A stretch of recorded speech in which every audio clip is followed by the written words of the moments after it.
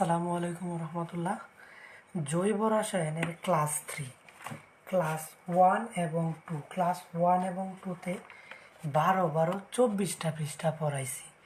তো ক্লাস 1টাই আমি এখানে রাখলাম, 24টা পৃষ্ঠা পড়ানো কি শেষ দুইটা ক্লাসে। আজকে ক্লাস 3। এখন কথা একটা কথা, যেটা 2 নাম্বার ক্লাসটা জৈব রসায়নের অত্যন্ত কঠিন একটা ক্লাস ছিল, এবং আজকের 3 নাম্বার ক্লাসটা 2-এর চেয়ে সহজ হবে। তবে এই দুইটা ক্লাসে জৈব রসায়নের মধ্যে সবচেয়ে কঠিন। এই দুইটা ক্লাসে সমানতার মধ্যেই আটকে যায় স্টুডেন্টরা, সমানতা পড়ে না, পরে আর জৈব রসায়নে পড়ে না, বলে জৈব রসায়ন কঠিন। সো কঠিন বিষয়টা সহজ করে দিব স্পেশালি এইচএসসি 26 ব্যাচের জন্য। তো 26 ব্যাচ যারা আছো তাদেরকে কলেজে ভর্তি হওয়ার পূর্বেই এই হালকা একটু সময়ের মধ্যে তোমাদের জৈব রসায়নটা পড়ানোর জন্য পড়াচ্ছি।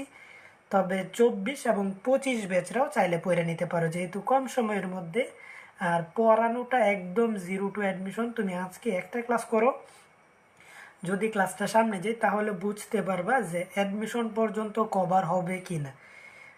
পড়লে তুমি নিজেই বুঝতে পারবা যে অ্যাকচুয়ালি তোমার অ্যাডমিশন পর্যন্ত এই পড়াটা দিয়ে কমপ্লিট হবে কি না। তো সবাই জয়েন করো, বন্ধুদেরকে মেনশন করো। 10টা 2 বাজে আমি 10টা 5-এ শুরু করব। আমি একটু হোয়াটসঅ্যাপ গ্রুপগুলোতেও দিব, আগে এইগুলোতে শেয়ার দেওয়া নেই।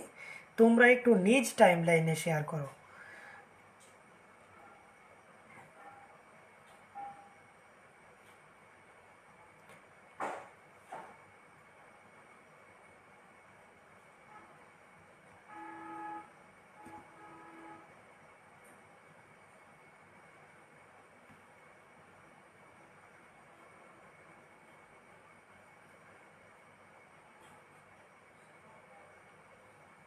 তোমরা একটু নিজ টাইম লাইনে শেয়ার করে দাও। এইচএসসি 24, 25 এবং 26 মাত্র যারা এসএসসি পরীক্ষা দিছো তাদের জন্য আমি একটু শেয়ার দিয়া নেই। 100+ জয়েন হোক, পরে পড়ানোটা শুরু করব।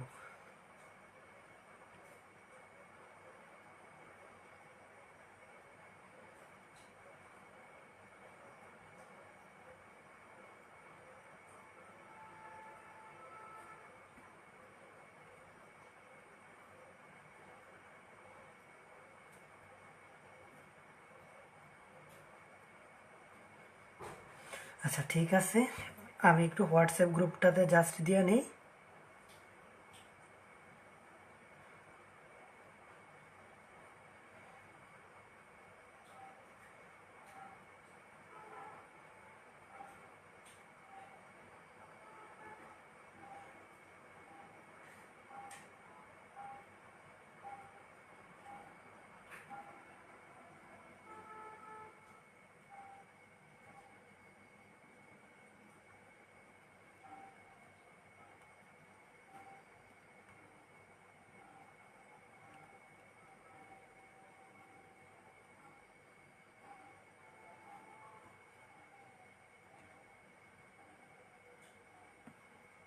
একটু হোয়াটসঅ্যাপ গ্রুপটাতে দিয়ে নেই।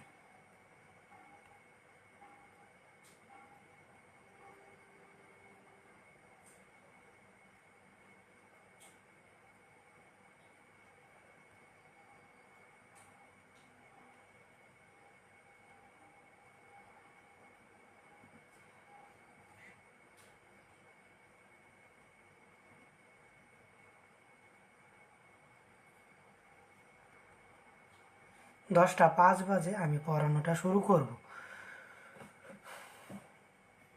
10টা 5 বাজে আমি পড়ানোটা শুরু করব।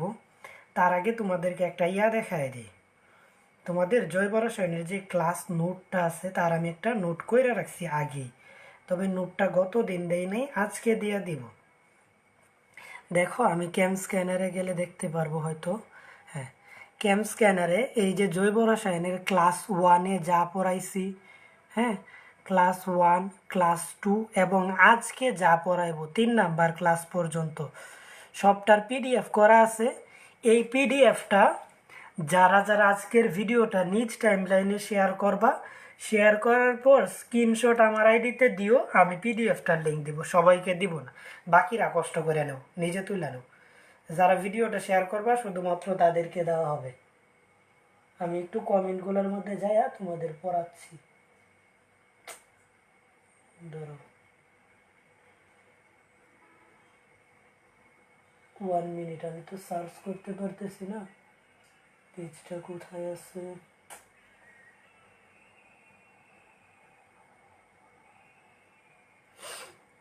আচ্ছা, এই ক্লাস 1 আমি চলে যাচ্ছি কততে, ক্লাস 3-তে।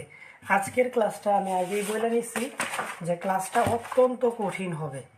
এখন আমি তো বলতেছি কঠিন, যার কাছে সহজ লাগবে সে মনে করো যে জৈব রসায়ন অনেক অনেক আগে গেছো, অনেক বেশি পারবা, যে আজকের ক্লাসটা সহজভাবে নিতে পারবা।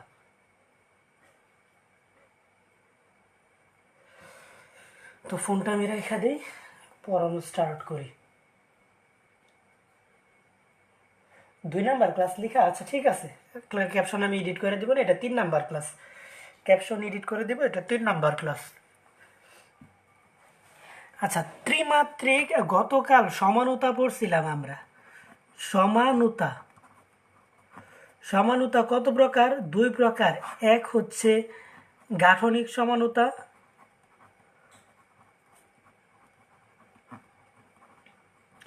আর একটা হচ্ছে কি ত্রিমাত্রিক বা স্টেরিও সমানুতা। সমানুতা শুরু করছিলাম, আজকে সমানুতা শেষ করব। ত্রিমাত্রিক বা স্টেরিও সমানুতা। গাঠনিক সমানুতা কত প্রকার ছিল? 5 প্রকার। কি কি ছিল? গাঠনিক সমানুতার মধ্যে ছিল চেইন বা শিকল সমানুতা, তারপরে কি ছিল অবস্থান সমানুতা, কার্যকরীমূলক সমানুতা, টোটোমারিজম, আরেকটা হচ্ছে কি মেটামেরিজম। এই 5 প্রকারের সমানুতা ছিল। ত্রিমাত্রিক বা স্টেরিও সমানুতা, ত্রিমাত্রিক বা স্টেরিও সমানুতার মধ্যে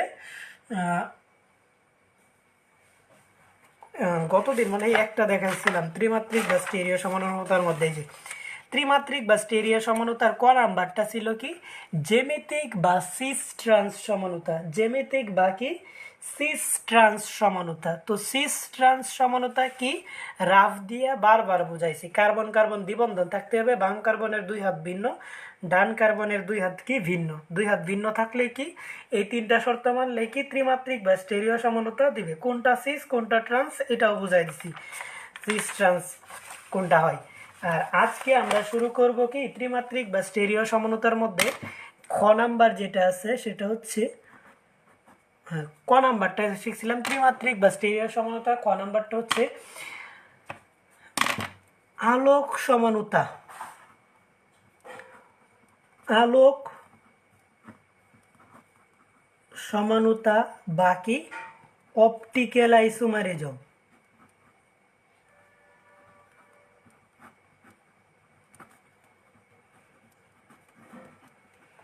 আইসোমারিজম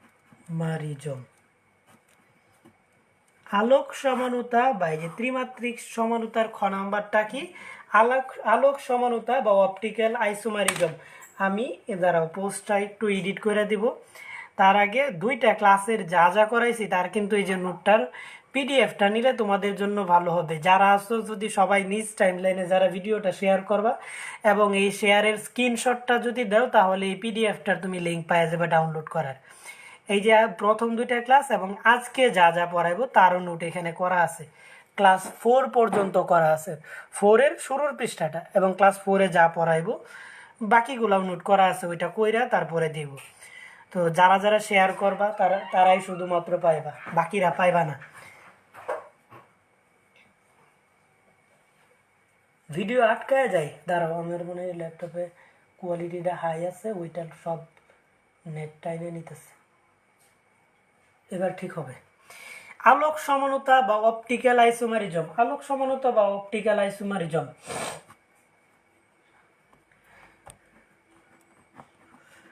যে সকল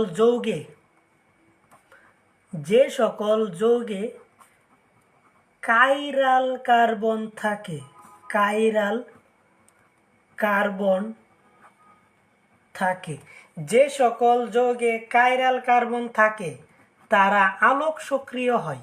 তারা কি হয়? এখন কাইরাল কার্বন বিষয়টা কি এটা হয়তো বুঝো না, একটু পরে বুঝবা। তারা কি আলোক সক্রিয় হয়। তারা কি হয়? আলোক সক্রিয় হয়। আলোক সক্রিয়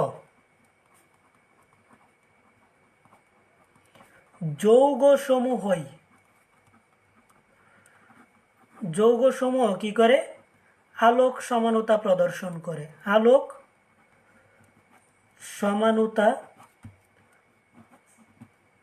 প্রদর্শন করে। যে সকল যৌগে কাইরাল কার্বন থাকে তারা আলোক সক্রিয় হয়। তারা কি হয়? আলোক সক্রিয় হয়। আলোক সক্রিয় যৌগসমূহ কি করে? আলোক সক্রিয় যৌগসমূহ কি করে? আলোক সমানুতা প্রদর্শন করে। কাইরাল কার্বন বিষয়টা কি? যে কার্বনের হাত কয়টি? 4টি না? যে কার্বনের 4টি হাতে 4টি ভিন্ন ভিন্ন 4টি কি ভিন্ন ভিন্ন পরমাণু যুক্ত থাকে। 4টি ভিন্ন ভিন্ন কি থাকে?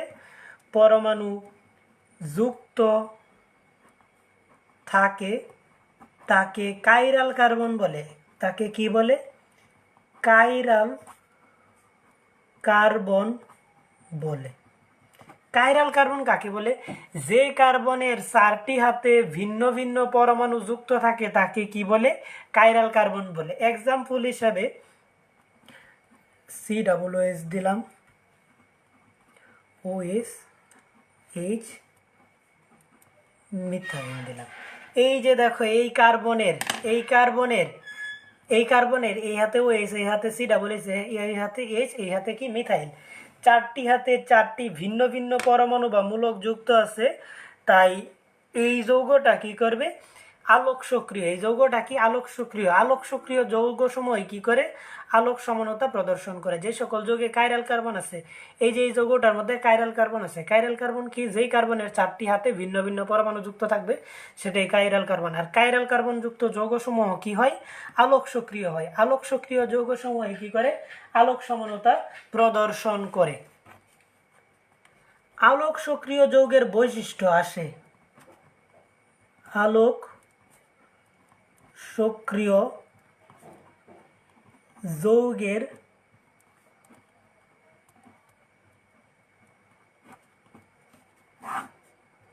বৈশিষ্ট্য।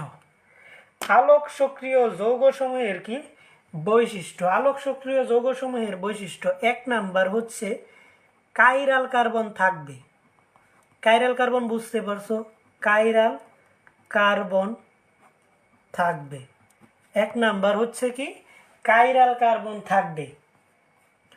2 নাম্বার হচ্ছে আলোক সক্রিয়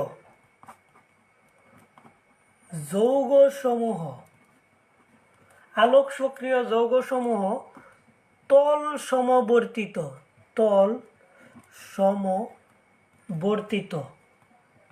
আলোর তলকে তল সমবর্তিত আলোর তলকে একবার ঘড়ির কাঁটার দিকে আরেকবার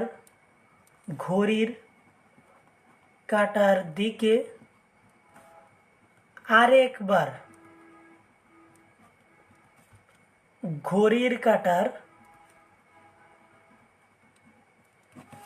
বিপরীত দিকে প্রদর্শন করবে। একবার ঘড়ির কাঁটার দিকে আরেকবার ঘড়ির কাঁটার বিপরীত দিকে কি করবে? প্রদর্শন করবে বা পরিভ্রমণ করবে। তো যখন ঘড়ির কাঁটার দিকে ঘুরে, ঘড়ির কাঁটার দিকে ঘুরবে,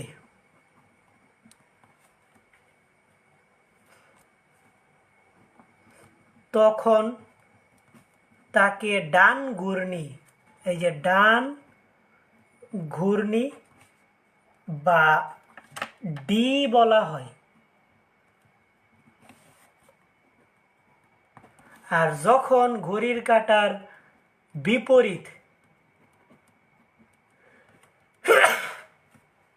বিপরীত দিকে ঘুরবে তখন তাকে কি বাম ঘূর্ণি বা এল বলা হয়। আশা করি বুঝতে পারছো। আলোক সক্রিয় যৌগসমূহের বৈশিষ্ট্য কি? কাইরাল কার্বন থাকবে। আলোক সক্রিয় যৌগসমূহ তল সমবর্তিত আলোর তলকে একবার ঘড়ির কাঁটার দিকে আরেকবার ঘড়ির কাঁটার কি বিপরীত দিকে পরিভ্রমণ করবে। যখন ঘড়ির কাঁটার দিকে পরিভ্রমণ করবে তখন তাকে ডান ঘূর্ণি বা ডি বলা হয়। যখন ঘড়ির কাঁটার বিপরীত দিকে পরিভ্রমণ করবে তখন তাকে বাম ঘূর্ণি বা কি এল বলা হয়। এখন তল সমবর্তিত আলোর তলকে বিষয়টাকে এটা হয়তো তোমরা বুঝতে পারো নাই। তল সমবর্তিত আলোর তলকে এটা চিত্রটা যখন দেখাবো তখন বুঝতে পারবা। এই ক্লাসের তো অবশ্যই রেকর্ড থাকে, হ্যাঁ, ঝাপসা না ভিডিওটা ঠিকই আছে, তোমার একটু নেটে হয়তো প্রবলেম। ক্লাসের রেকর্ড থাকবে, তবে আগামীকাল থেকে আর রেকর্ড থাকবে না তোমাদের জন্য। তোমাদের জন্য প্রাইভেট গ্রুপে আমি রেকর্ড এমনিতেও রাখবো, পেজে ডিলিট করে দিলেও ওই গ্রুপে আমি রেকর্ড রাখবো, কারণ অনেকে আছে করে নাই। আচ্ছা, যা বলতেছিলাম, ক্লাসের নোট পাইতে হলে অবশ্যই ভিডিও নিজ টাইমলাইনে শেয়ার করো। এটার স্ক্রিনশট দিলেই কেবলমাত্র ক্লাসের নোটের পিডিএফটা দিব, অন্যথায় দিব না। তো এই যে এটা কি গেল, আলোক সক্রিয় যৌগসমূহের কি বৈশিষ্ট্য। ডি এবং এল দুইটা বিষয় পড়েছে না? যখন ঘড়ির কাঁটার দিকে তখন তাকে ডান ঘূর্ণি বা ডি বলা হয়, ঘড়ির কাঁটার বিপরীত দিকে করলে তখন তাকে বাম ঘূর্ণি বা কি বলা হয়, এল বলা হয়। ডি এবং এল কে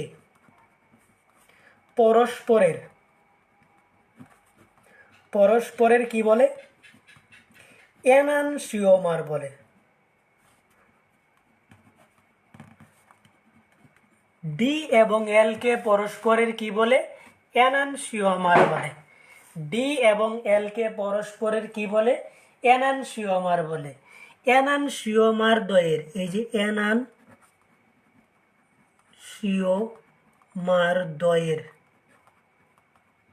এনানসিওমার দ্বয়ের আবর্তন কোণ সমান। আবর্তন কোণ সমান কিন্তু চিহ্ন বিপরীত। আজকের ক্লাসটা এসএসসি 26 মানে 24 ব্যাচ যারা মাত্র এসএসসি পরীক্ষা দিছো তারা আর কিছুক্ষণ করবা, এরপর আমি নিষেধ করব, তখন তোমরা আজকে আর ক্লাসটা করবা না, পরে রেকর্ড দেখে নিবা।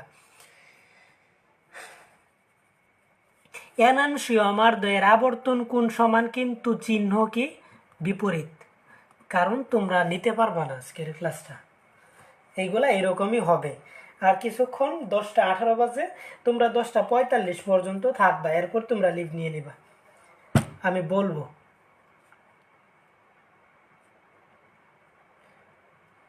হোয়াটসঅ্যাপে দিলে ভালো হয়, যদিও না হোয়াটসঅ্যাপে দিলে এই নাম্বারে দিও 5814100036, কারণ ওই নাম্বারের হোয়াটসঅ্যাপটা আমি মানে ঠিকই করতে পারতেছি না। বাংলা লিঙ্কের হোয়াটসঅ্যাপ আগে যারা যারা মেসেজ দিতে চাইলা কারো মেসেজই আমার কাছে নাই, সব ডিলেট হয়ে গেছে। দেখো একটা বিষয় দেখে, হিস্ট্রি সব ডিলেট হয়ে গেছে।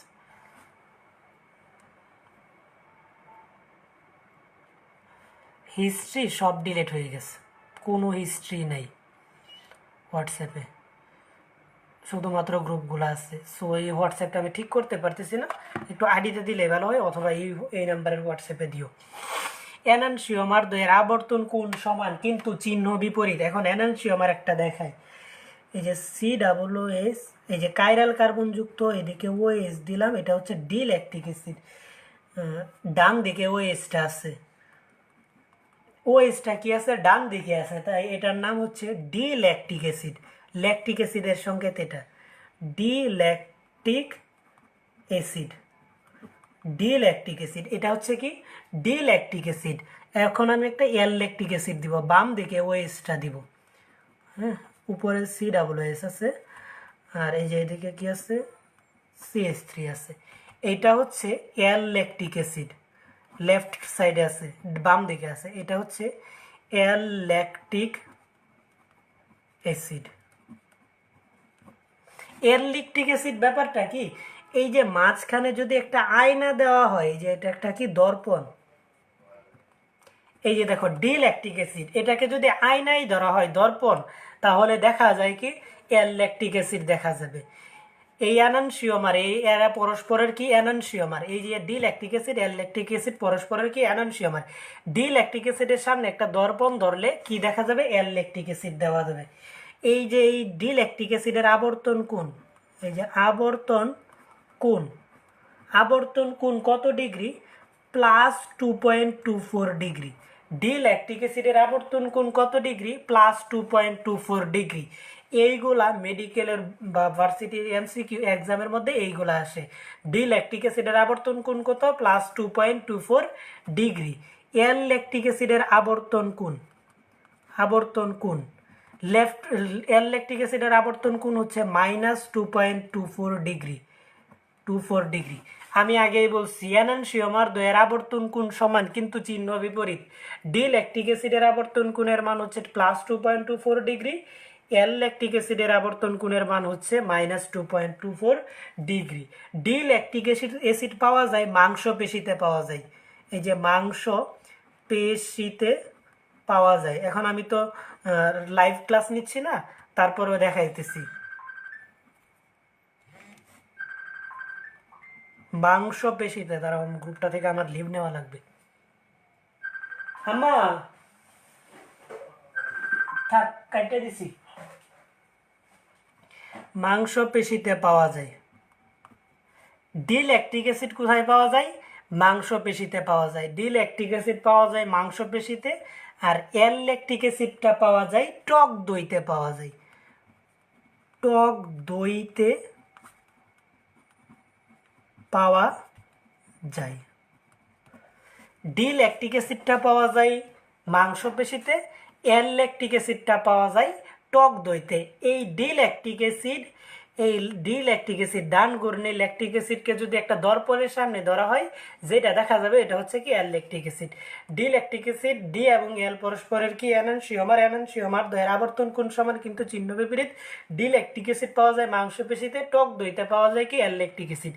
এই যে আমি যে বলি 0 টু অ্যাডমিশন, একদম জিরো বেসিক থেকে অ্যাডমিশন পর্যন্ত, এই যে এখন যে বিষয়গুলো পড়া দিচ্ছে এগুলো এইচএসসিতে কমই কাজে লাগে, এগুলা অ্যাডমিশনে কাজে লাগবে। আর আমি একদম যা যা লেখা পড়াই দিতেছি একদম জিরো বেসিক থেকে অ্যাডমিশন পর্যন্ত, যারা প্রথম 2টা ক্লাসও করছো তারা কিন্তু জানো। হ্যাঁ, হোয়াটসঅ্যাপে মেসেজ দেওয়ার ওয়ে নাই, দাঁড়াও গ্রুপে কল দিয়েছিল, কলটা জয়েন করাই দিই, কাইটা দিছিলাম। Antes de mano, cosas.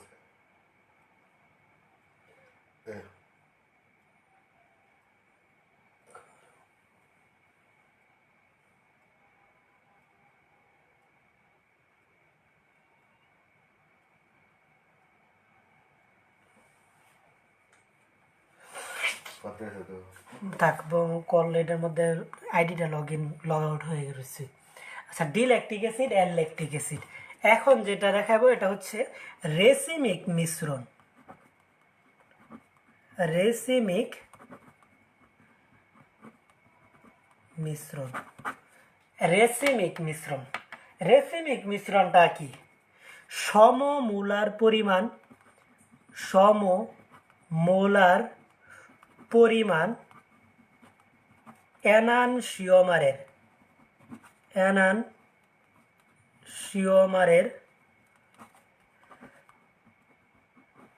মিশ্রণকে, সমমূল্যের পরিমাণ এনানসিওমারের মিশ্রণকে রেসিমিক মিশ্রণ বলে। রেসিমিক মিশ্রণ বলে। সমমূলার পরিমাণ এনানসিওমারের মিশ্রণকে কি বলে, রেসিমিক মিশ্রণ বলে। সমমূলার পরিমাণ এনানসিওমারের মিশ্রণকে কি বলে, রেসিমিক মিশ্রণ বলে। যেহেতু এনানসিওমার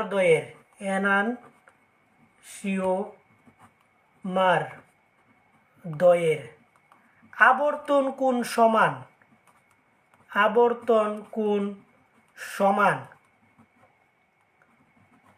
সমান কিন্তু চিহ্ন বিপরীত, কিন্তু কি চিহ্ন বিপরীত, তাই রেসিমিক মিশ্রণের, এই যে রেসিমিক মিশ্রণের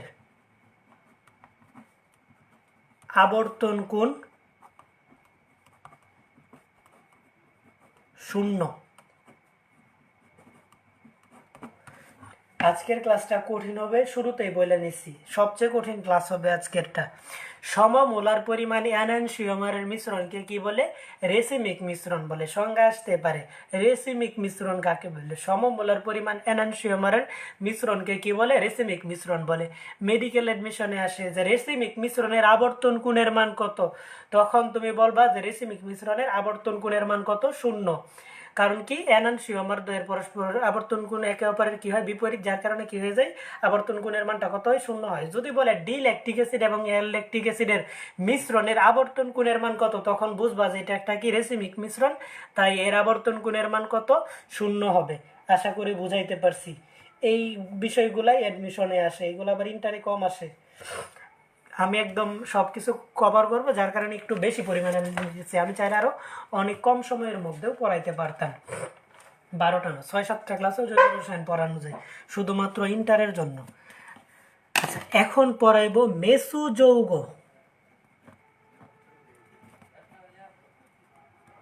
মেসু যৌগ, মেসু যৌগ, মেসি যৌগ কাইরাল কার্বন থাকা সত্ত্বেও, কাইরাল কার্বন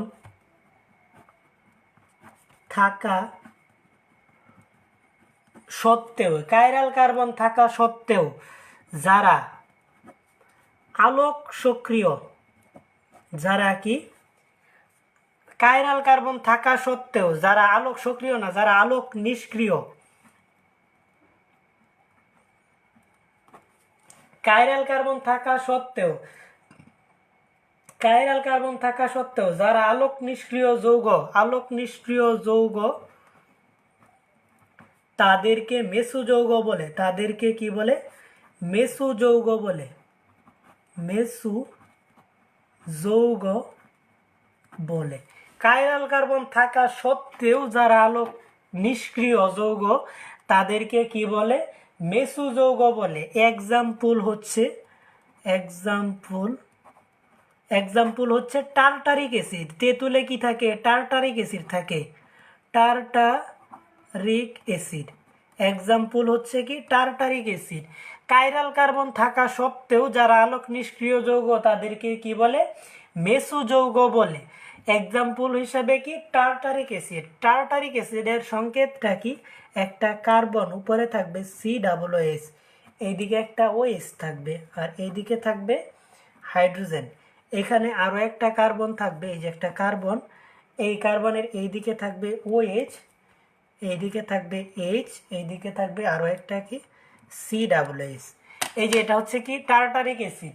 তো টার্টারিক অ্যাসিডকে যদি আমি এইভাবে একটা ভাগ করি, দেখো যে এইটাও একটা কাইরাল কার্বন, এটাও একটা কাইরাল কার্বন। দেখো যে এই কার্বনের 4টা হাত ভিন্ন, এই যে 3টা হাত ভিন্ন, এই কার্বনে এই যে একটা অংশ আছে, একটা বড় একটা অংশ, তার মানে কি 4টা হাত ভিন্ন। এই কার্বনের দেখো যে এইদিকে 3টা হাত ভিন্ন, এই হাতের মধ্যে কি আছে? এই সম্পূর্ণ যৌগটা আছে, মানে দুইটাই কি? দুইটা কাইরাল কার্বন আছে, দুইটাই কাইরাল কার্বন আছে, তাই এরা এই যৌগটা কি? আলোক সক্রিয় হওয়ার কথা না? আলোক সক্রিয় যৌগসমূহ কি করে? আলোক সমানতা প্রদর্শন করে। কিন্তু কাইরাল কার্বন থাকা সত্ত্বেও যারা আলোক সক্রিয়, আলোক নিষ্ক্রিয় হয়, তাদেরকে কি বলে? তাদেরকে কি বলে? মেসু যৌগ বলে। টার্টারিক অ্যাসিড, এই যে টার্টারিক অ্যাসিড, এই যে টার্টারিক অ্যাসিডের এক অংশ আরেক অংশের আবর্তন কোণের মানকে প্রশমিত করে, যার কারণে কি হয়? মেসু যৌগ আলোক নিষ্ক্রিয় হয়। এই যে একটা অংশ আরেকটা অংশের বিপরীত, তাই এক অংশ আরেক অংশের আবর্তন কোণের মানকে কি করে? প্রশমিত করে।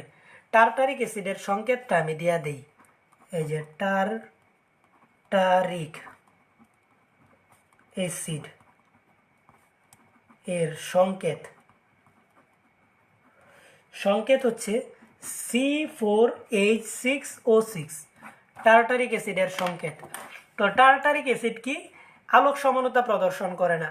যদি আসে যে নিচের কোনটি মেসু যৌগ, তখন দেখবা যে অপশনে এটা থাকবে, বা বাংলায় বলা থাকবে টার্টারিক অ্যাসিড, তখন তুমি এটা বুঝবা কি? যে এটা একটা কি? মেসু যৌগ। এইগুলা অ্যাডমিশনে বেশি আসে। টার্টারিক অ্যাসিড কি? মেসু যৌগ। এটা হচ্ছে কি? আলোক নিষ্ক্রিয়, এটা আলোক সমানতা দেয় নাই। আলোক সমানতা দেয় না। কেন দেয় না? এই একটা যে এক অংশ এক অংশ আরেক অংশের আবর্তন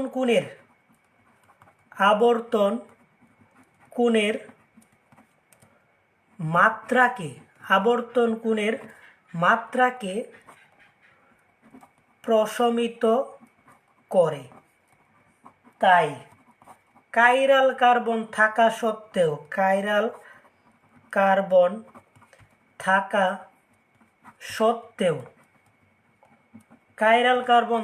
সত্ত্বেও মেসোযৌগ আলোক নিষ্ক্রিয়।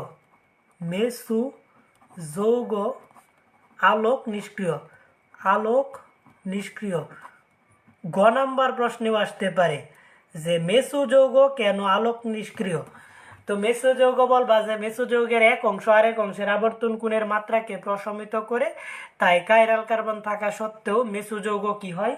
আলোক নিষ্ক্রিয় হয়। আমি আশা করি মেসোযৌগটাও বুঝাইতে পারছি এবং আলোক নিষ্ক্রিয় যৌগ একটা আছে আলোক সমানুতা দিলেও। এখন আমি চলে যাব সমানুতার সংখ্যা।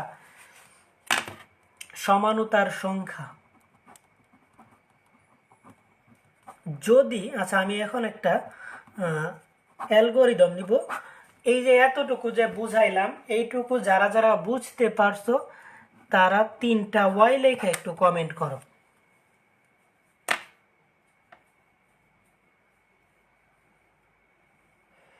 হোয়াটসঅ্যাপ গ্রুপে দিব না ইনবক্সে দিব। যারা যারা আজকের ভিডিওটা নিজ টাইমলাইনে শেয়ার করবা তারা 1, 2 এবং 3 আজকের ক্লাস সহ 3টা ক্লাসেরই পিডিএফ পাওয়া যাবে। দাঁড়াও, আচ্ছা এডিট করলে কি আবার ঝামেলাই হয় কি না?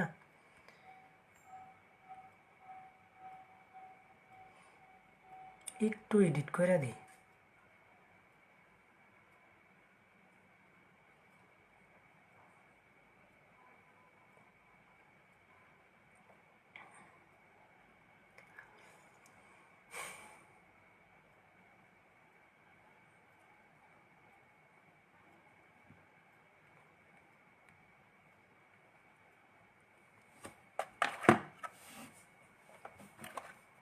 ওই দিন এই ফোনটা কিনছি।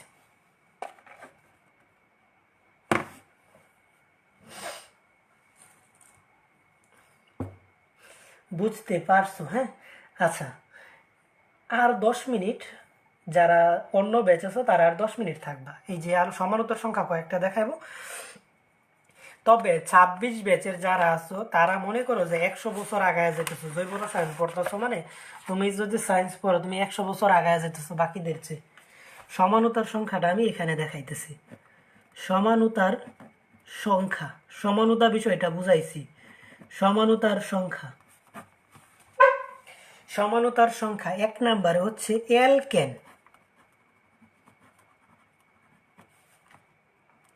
অ্যালকেনের সংকেত হচ্ছে CnH2n+2। কার্বন যে কয়টা হাইড্রোজেন তার দ্বিগুণের চেয়ে 2 বেশি থাকলে সেটা কি? অ্যালকেন। এখানে হচ্ছে কার্বন সংখ্যা আর এখানে হচ্ছে সমাণুর সংখ্যা।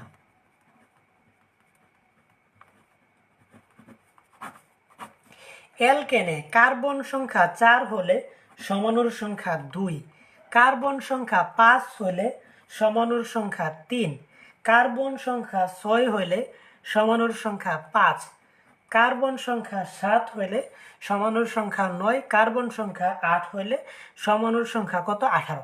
এইগুলা অ্যাডমিশনের এমসিকিউ আসে যে ধরো একটা অ্যালকেন দিয়ে দিল, অ্যালকেন বলতে ধরো দিল যে C6 এইচ কত? কার্বনের দ্বিগুণের চেয়ে 2 বেশি, তার মানে 12, 12 দুগুণে 14।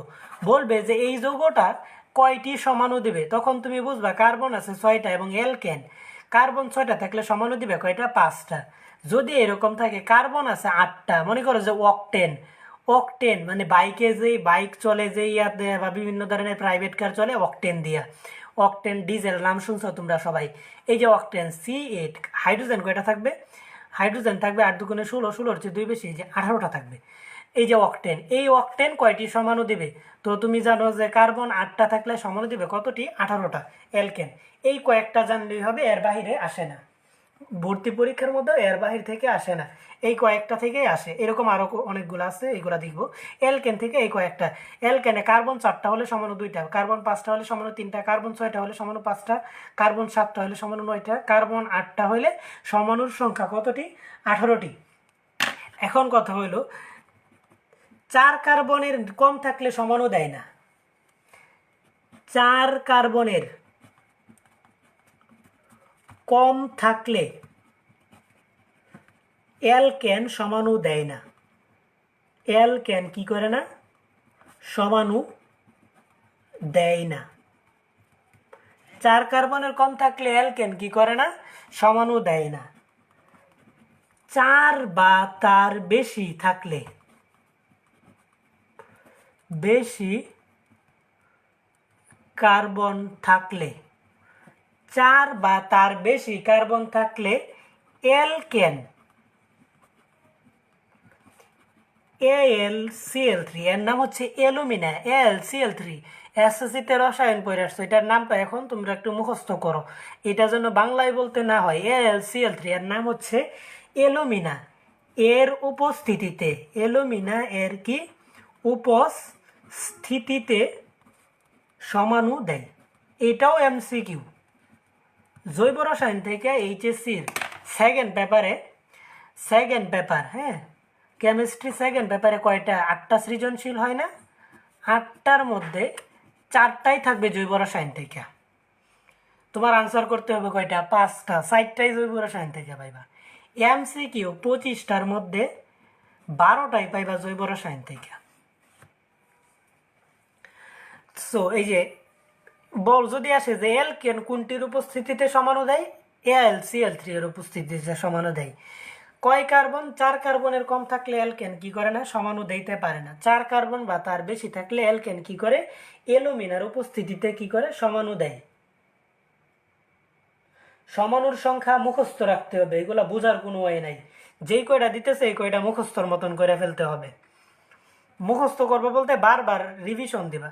তোমাদের তো প্রচুর সময় আছে, 24 ব্যাচ যারা আছো তারা মুখস্থ করবা। তোমরা বেশ কয়েকবার রিভিশন দিলে তোমাদের এমনিতেই মনে হয়ে যাবে, তোমাদের মুখস্থ করতে হবে না। তুমি জাস্ট চোখ বোলাইবা বারবার কয়েকদিন পর পর নোটগুলা। এই যে দেখো, আমি 3টা ক্লাস করাইছি, কত ঘন্টা? 4-5 থেকে 5 ঘন্টা সময়। কিন্তু এই 3টা ক্লাস তোমার রিভিশন দিতে, 3টা ক্লাস রিভিশন দিতে 1 ঘন্টাও সময় লাগবে না, 30 মিনিট। আমি যখন তোমাকে জৈব রসায়নের 12টা ক্লাস করে শেষ করে ফেলবো, আমি 12টা ক্লাস করাইবো মিনিমাম 17 থেকে 18 ঘন্টা, হ্যাঁ, ধরো 17 ঘন্টা ক্লাস করালাম। এটা তোমার রিভিশন দিতে সর্বোচ্চ 2 ঘন্টা লাগবে, 2 ঘন্টাও লাগবে না, হ্যাঁ, 2 ঘন্টা লাগবে। তো তুমি যদি মাসে একবার করে 2 ঘন্টা রিভিশন দাও, তোমার এখনো সময় আছে প্রায় 3 বছর, 3 বছর প্রায় সময় আছে তোমার। তুমি যদি মাসে একবার করে রিভিশন দাও, তোমার রিভিশন হচ্ছে 36টা। ইভেন এমনও একটা সময় যাবে তুমি পরীক্ষার আগে বারবার, তো তুমি যদি এতবার রিভিশন দাও তোমার তো এমনিতেই মুখস্থ হয়ে যাবে। এইটাই। আর আমি যেই নোটগুলা দিব না, এই যে পিডিএফটা, এটা যদি লিখতে পারো, লিখতে পারলে ভালো, না হলে প্রিন্ট করে নিবা। আর আমি তো খুব বেশি জায়গায় নাই, প্রিন্ট করে নিতে পারো অথবা লেখা নিবা। আপনার মোবাইলটার নাম কি? ওইটা OnePlus যেটা দিয়ে পড়াইতেছি, এটা রিয়েলমি।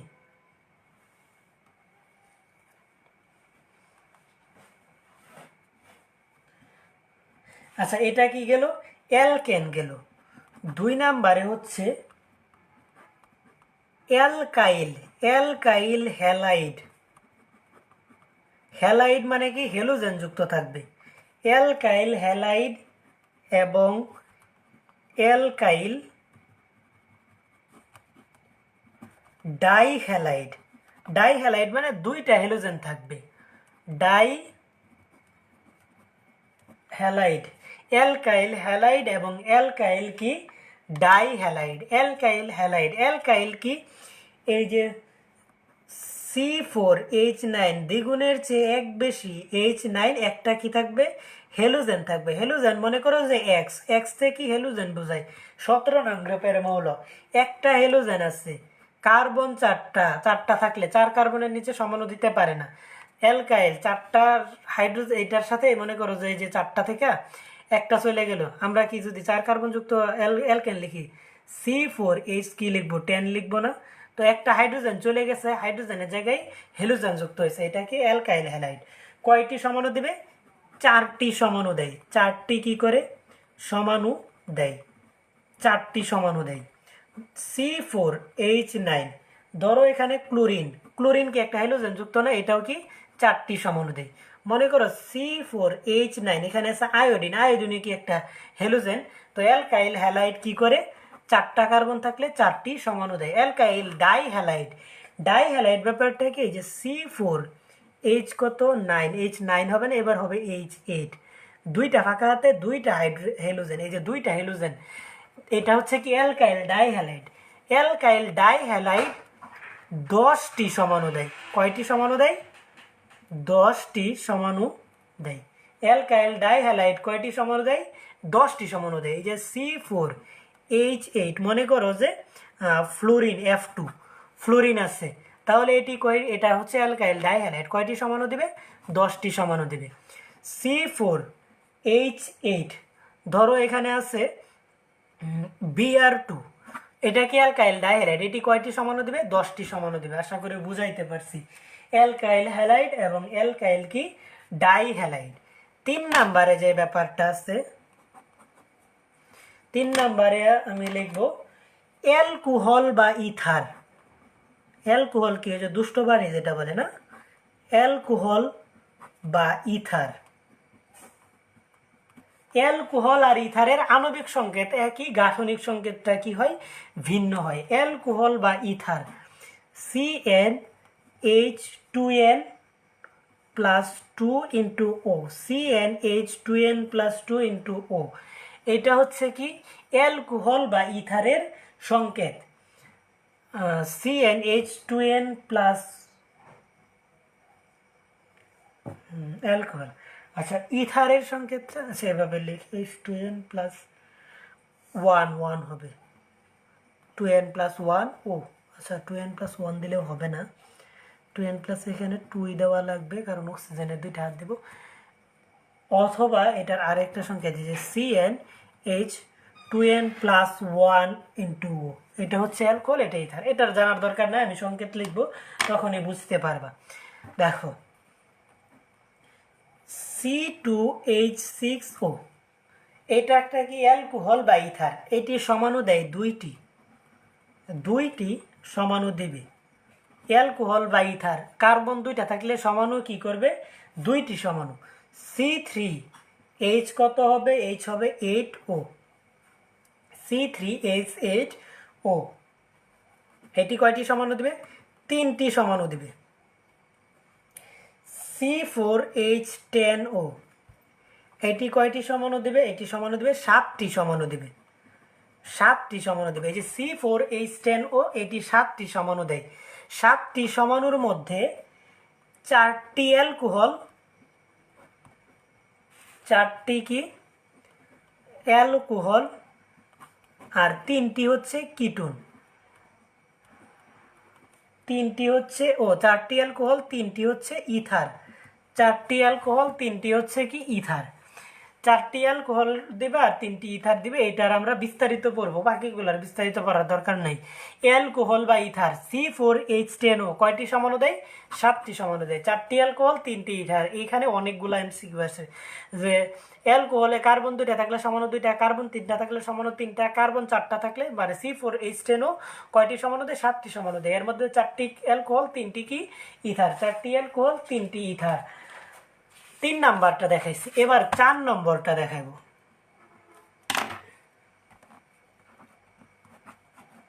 4 নাম্বারটা হচ্ছে কার্বনিল যৌগ। কার্বনিল যৌগ, কার্বনিল যৌগ মানে হচ্ছে কি জানো? কার্বনিল যৌগ মানে হচ্ছে অ্যালডিহাইড বা কিটোন, অ্যালডিহাইড বা কিটোন CnH2nO, এই যে এটা হচ্ছে কি অ্যালডিহাইড বা কিটোন। কার্বনিল যৌগ মানে কি অ্যালডিহাইড বা কিটোন। যে কোনো জায়গায় যদি দেখো যে কার্বনিল যৌগ কথা বলা আছে, তার মানে অ্যালডিহাইড বা কি আছে, কিটোনের কথা বলা আছে। কার্বনিল যৌগ মানে হচ্ছে অ্যালডিহাইড বা কিটোন, কার্বনিল যৌগ মানে হচ্ছে কি অ্যালডিহাইড বা কিটোন। বাংলায় লেখা দিই তাহলে ভালো হবে। কার্বনিল যৌগ মানে হচ্ছে অ্যালডিহাইড বা কিটোন, অ্যালডিহাইড বা কি কিটোন। কার্বনিল যৌগ মানে হচ্ছে অ্যালডিহাইড বা কি কিটোন। কার্বনিল যৌগ মানে হচ্ছে অ্যালডিহাইড বা কিটোন। কার্বনিল যৌগ মানে হচ্ছে অ্যালডিহাইড বা কিটোন। চোখ জ্বালা করা করতেছে। C2H4O কার্বন দুইটা, এই কার্বনিল যৌগটা সমাণু দিবে কয়টি? দুইটি সমাণু দিবে। কার্বন দুইটা সমাণু কয়টি দিবে? দুইটি দিবে। কার্বন তিনটা C3H6O কয়টি সমাণু দিবে? তিনটি না, কার্বন তিনটা থাকলে সমাণু দিবে চারটি। চারটি সমাণু দিবে, কার্বনিল যৌগ চারটি সমাণু দিবে। C5H10O সমাণু দিবে কয়টি? সাতটি সমাণু দেয়। সাতটি সমাণু দেয়। এইটার বিস্তারিত আমরা পড়ব। এই সাতটার মধ্যে চারটি অ্যালডিহাইড, চারটি হয় অ্যালডিহাইড আর তিনটি হয় কিটোন। তিনটি কি কিটোন। চারটি অ্যালডিহাইড হয়, তিনটি হয় কি কিটোন। চারটি অ্যালডিহাইড হয় আর তিনটি কিটোন হয়। 48 জন আছে এর মধ্যে। এখন আমি বলবো যে যাদের কাছে এতক্ষণ ক্লাসটা কঠিন মনে হয়েছে, তেমন কিছু বুঝতে পারো নাই, তারা এখন লিভ নিয়ে নিবা। হ্যাঁ, তারা রেকর্ড করবা। তবে অবশ্যই আগামীকাল তো 4 নাম্বার ক্লাস করাইবো। 4 নাম্বার ক্লাসে বিক্রিয়া শুরু করব। জৈব রসায়নের মোট 33টা বিক্রিয়া পড়াই দিব। 33টা বিক্রিয়া পড়লে জৈব রসায়ন শেষ। প্রথম ক্লাসে নামকরণ পড়াইছি, দ্বিতীয় ক্লাসে সমানতা অর্ধেক পড়াইছি। আজকে সমানতাটা শেষ করব, আরো সমানতা আছে, সমানতাটা শেষ করব। চতুর্থ ক্লাসে বিক্রিয়া শুরু করব। চতুর্থ ক্লাস থেকে 12 ক্লাস পর্যন্ত 8টা ক্লাসে 33টা বিক্রিয়া পড়াই দেব। এই 33টা বিক্রিয়া পড়াইলে জৈব রসায়নটা শেষ। এখন যদি 26 ব্যাচ যারা আছো, তারা যদি এতক্ষণ পড়াটা নিতে না পারো, তারা লিভ নিয়ে নিবা। আর যারা নিতে পারছো তারা থাকবা, এবং আমি 5 মিনিট না 2 মিনিটের একটা ব্রেক দিব। হ্যাঁ, আমি একটু পানি খাবো প্লাস ওয়াশরুমে যাব, এর জন্য একটা ব্রেক দিব। আর ক্লাসটা করে ফেললে ভালো, কারণ রেকর্ড হয়তো অনেক সময় করতে ইচ্ছা করে না, বা সময় পাবা না, বা দেখবা যে রেকর্ড ক্লাসের প্রতি একটা অবহেলা থাকেই। তো আমি আর বেশি সময় নেব না। 48 বাজে, আমি হয়তো 5 মিনিটের ব্রেক দিয়ে 10:55-53-তে শুরু করব। 48 বাজে 10:53-তে শুরু করব, এবং আমার ক্লাসটা 10:20-এর মধ্যে শেষ হয়ে যাবে। এখন তোমরা চাইলে থাকতে পারো, আমার বেশিক্ষণ কিছু পড়ানোর নাই, তবে যদি তোমরা থাকতে চাও তাহলে থাকতে পারো। আর ক্লাস নোটের ব্যাপারটা তো বললামই। একটা ব্রেক দিলাম, 53-তে শুরু করব। কারো কোনো জিজ্ঞাসা থাকলে কমেন্ট করে রাখবো, আমি এসে রিপ্লাই দেওয়ার চেষ্টা করব। 1 মিনিট, আমি আসতেছি।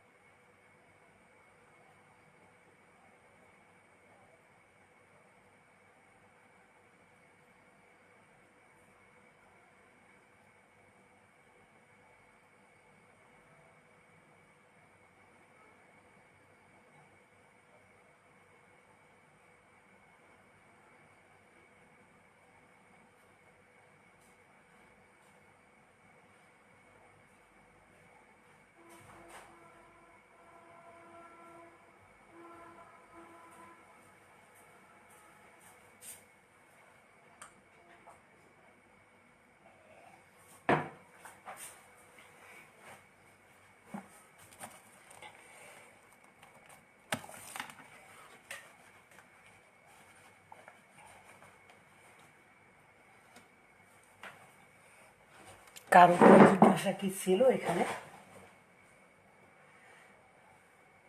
অ্যালকোহলে ওএইচ থাকে, হ্যাঁ অ্যালকোহল এবং ইথারটা অ্যাকচুয়ালি একই। এই বিষয়টা একটু দেখায় দিই। অ্যালকোহল এবং ইথারটা এই যে মনে করো CH3 CH2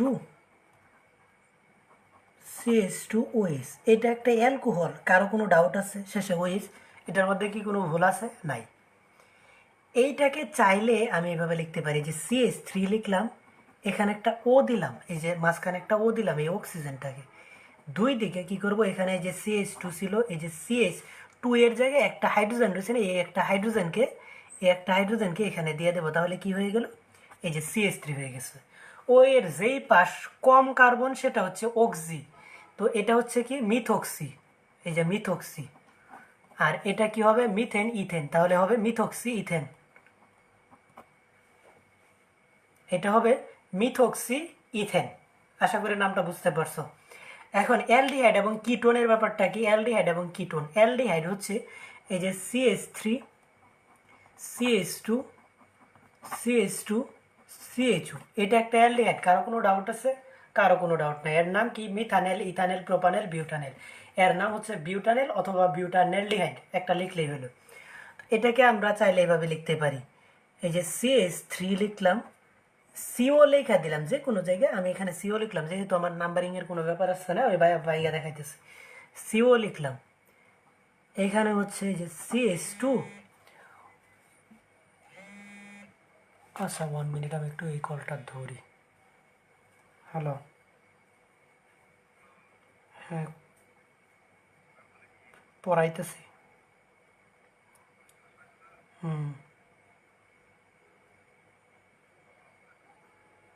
আচ্ছা আচ্ছা। CH3 সিওটা আমি এখানে লিখে দিলাম। কার্বন কয়টা ছিল? 2 4, 4টা কার্বন ছিল, আমি 3টা লিখছি। শেষে লিখে দিলাম CH3। আমার তোমার মোবাইলটা দিও, অ্যালার্ম দিয়ে দেব না। কি জানি, তোমার মোবাইলটা দিও, অ্যালার্ম দিয়ে না।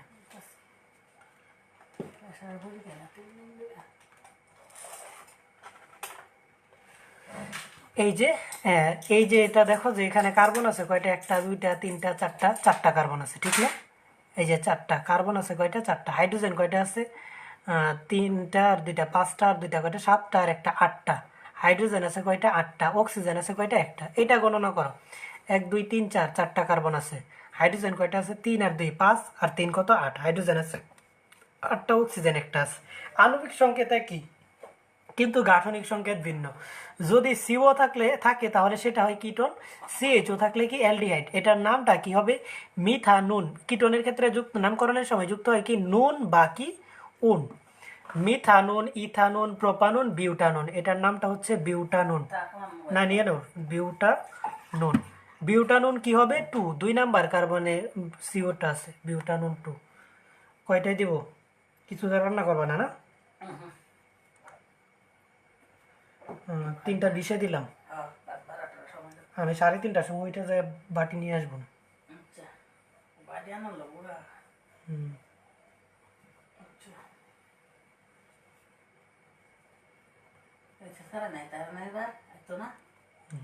নিয়ে। আচ্ছা 10:53 কি বাজে? 54 বেজে গেছে। এখন কিন্তু আমি পড়াটা শুরু করে দিব। কত ব্যাচের এখন যারা যারা আছো তারা কত কত ব্যাচের একটু কমেন্ট করে তো, আমি শুরু করব। এতক্ষণ যেটা দেখালাম এটা ব্যাকের মাঝে দেখাইলাম। এখন আবার নতুন যে বিষয়টা যেখানে বাকি ছিল ওই বিষয়টা দেখাইব। কত ব্যাচ? 24 25 26 কারা কারা আছো? কে কত ব্যাচের? আচ্ছা আমি কি ক্লাস কি এই খাতার মধ্যে নিব নাকি নেক্সট ক্লাসগুলা ওই ইয়ার ভাবে নিব, অন্যভাবে ওই স্বাভাবিক ইয়ার মতো গ্রাফিক স্টেপ দিয়ে লেখা নিব কিনা? 25 24 26, 26ও আসো, তাবাসসুম স্বর্ণা 26ও আছে, হ্যাঁ। আচ্ছা দিলু আর 26, 26 ব্যাচের স্টুডেন্ট এত মনোযোগী এখনো আছে?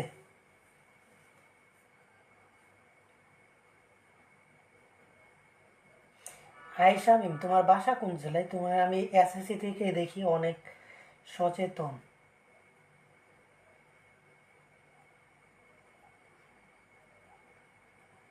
শরীফ হোসাইন, ও অনেক সচেতন একটা স্টুডেন্ট। হাফিদা চৌধুরী 26। আচ্ছা ঠিক আছে, আমি এখন বাকিটুকু পড়াইবো, তবে অবশ্যই আগামী ক্লাসের আগে যে যেখান থেকে 26 ব্যাচরা চাইলে লিভ নিবা, কিন্তু অবশ্যই আগামী ক্লাসের আগে কমপ্লিট করে নিবা।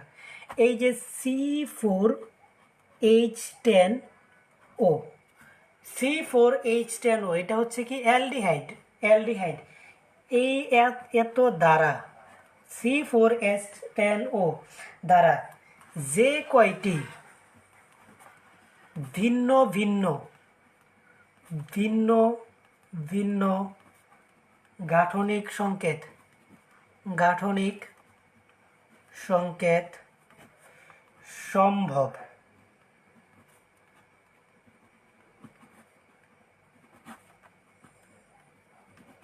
সেগুলো হলো C4H10O দ্বারা যে কয়টি ভিন্ন ভিন্ন গাঠনিক সংকেত সম্ভব সেগুলো হলো, 1 নাম্বার C4H10O, 4টা কার্বন না, 1টা 2টা 3টা, এই যে 4টা কার্বন দিলাম, 4টা কার্বন দিলাম, হাইড্রোজেন দ্বারা পূর্ণ করে দিই, 3টা 2টা 2টা, এখানে দেখো যে 2টাই থাকে, 10টা না, 3 আর 2 5, 5 3 আর 2 5, 3 আর 2 5, 5 আর কত, 5 আর 2 7, 7 আর এখানে যদি 2 দেই 9, 10টা না, শেষে আমি দিলাম কি OH। এই যে এটা হচ্ছে কি, এটা একটা অ্যালকোহল, এটার নামটা কি, মিথানল, ইথানল, প্রোপানল, বিউটানল। এই যে এটার নামটা হচ্ছে বিউটানল 1, বিউটানল। বিউটানল কি 1, কারণ 1 নাম্বার কার্বনে ওএইচটা আছে, এটা হচ্ছে বিউটানল 1। এবার দেখো 2 নাম্বার যে সমান, ওটা 4টা কার্বন আছে, 1 2 3, এই যে 4টা কার্বন দিলাম।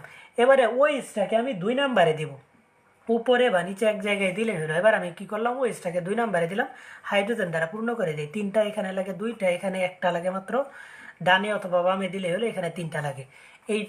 এটার নাম হচ্ছে কি, মিথানল, ইথানল, প্রোপানল, বিউটানল, এটার নাম হচ্ছে বিউটানল। তবে বিউটানল এটা কি বিউটানল 2, কারণ 2 নাম্বারে ওএইচটা আছে, এটা হচ্ছে কি বিউটানল 2।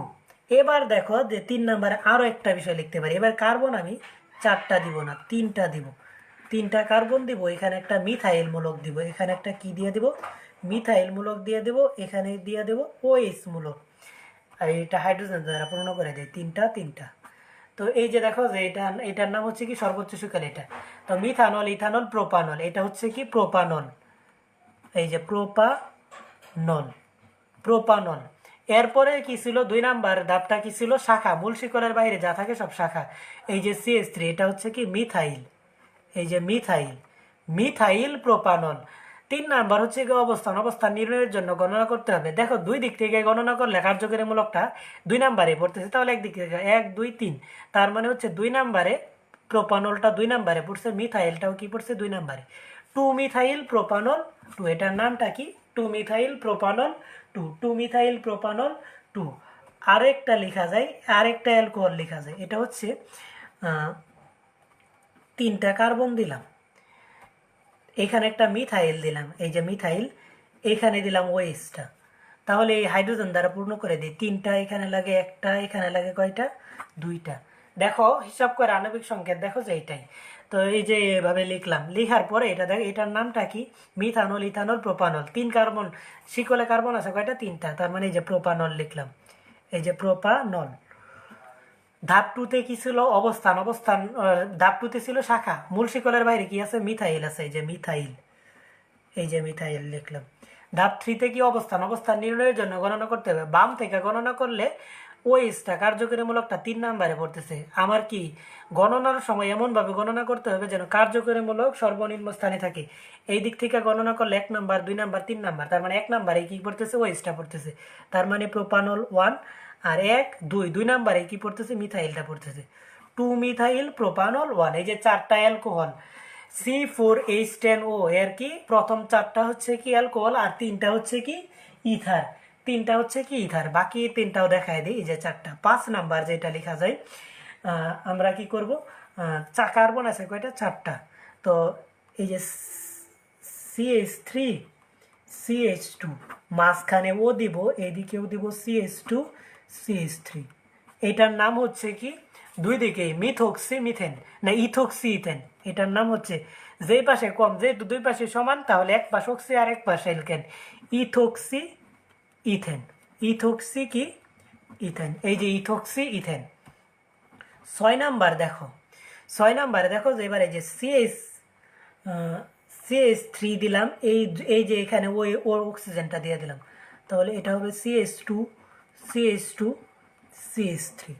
এটার নামটা কি হবে, এইটার নামটা হবে মিথক্সি মিথেন ইথেন প্রোপেন। এটার নামটা হবে মিথক্সি প্রোপেন। মিথক্সি প্রোপেন, এই যে দুইটা পড়ায় দেবো, একটা পরীক্ষায় আসবে একবার আউট প্রশ্ন। মিথক্সি প্রোপেন কলেজের পরীক্ষা থেকে শুরু করে এইচএসসি পরীক্ষার পর্যন্ত দুইটা পড়ায় দেবো, একটা আসবে। এটার নামটা কি, মিথক্সি প্রোপেন। এটার নামটা হচ্ছে কি মিথক্সি প্রোপেন। 7 নাম্বার, 7 নাম্বারটা হচ্ছে, এইটাকে আমরা অন্যভাবে লিখতে পারি। এই যে CH3 CH3 CH2 CH2, এখানে ও দিলাম, শেষে দিলাম CH3। এইটারও দেখো গাঠনিক সংকেতটা কিন্তু ভিন্ন, নামটা একই, কারণ ও এর যে পাশে কম কার্বন সেটা হচ্ছে অক্সি। এই যে এটার নাম হচ্ছে মিথক্সি। মিথেন ইথেন প্রোপেন, যেই পাশে বেশি কার্বন সেটা হচ্ছে কি অ্যালকেন, এই যে প্রোপেন, মিথক্সি প্রোপেন। এই যে C4H10O এর কয়টি সমাণু সম্ভব, 7টি। প্রথম 4টি হচ্ছে অ্যালকোহল, 3টি হচ্ছে কি ইথার, এই যে 7টি সমাণু সম্ভব। তোমার পরীক্ষার গ অথবা ঘ নাম্বারে আসবে C4H10O দ্বারা কয়টি ভিন্ন ভিন্ন সমাণু সম্ভব তা লিখো। তখন তুমি কি করবা, এভাবে লেখা দিয়ে আসবা, 4-এ 4 মার্ক পাইবা, 3-এ 3 মার্ক পাইবা, যততে আসে। আশা করি বুঝতে পারছো।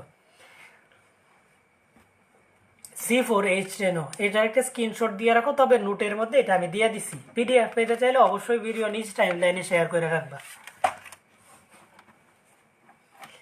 এবার আমি লিখব C5H10O দ্বারা কয়টি ভিন্ন ভিন্ন ভিন্ন ভিন্ন গাঠনিক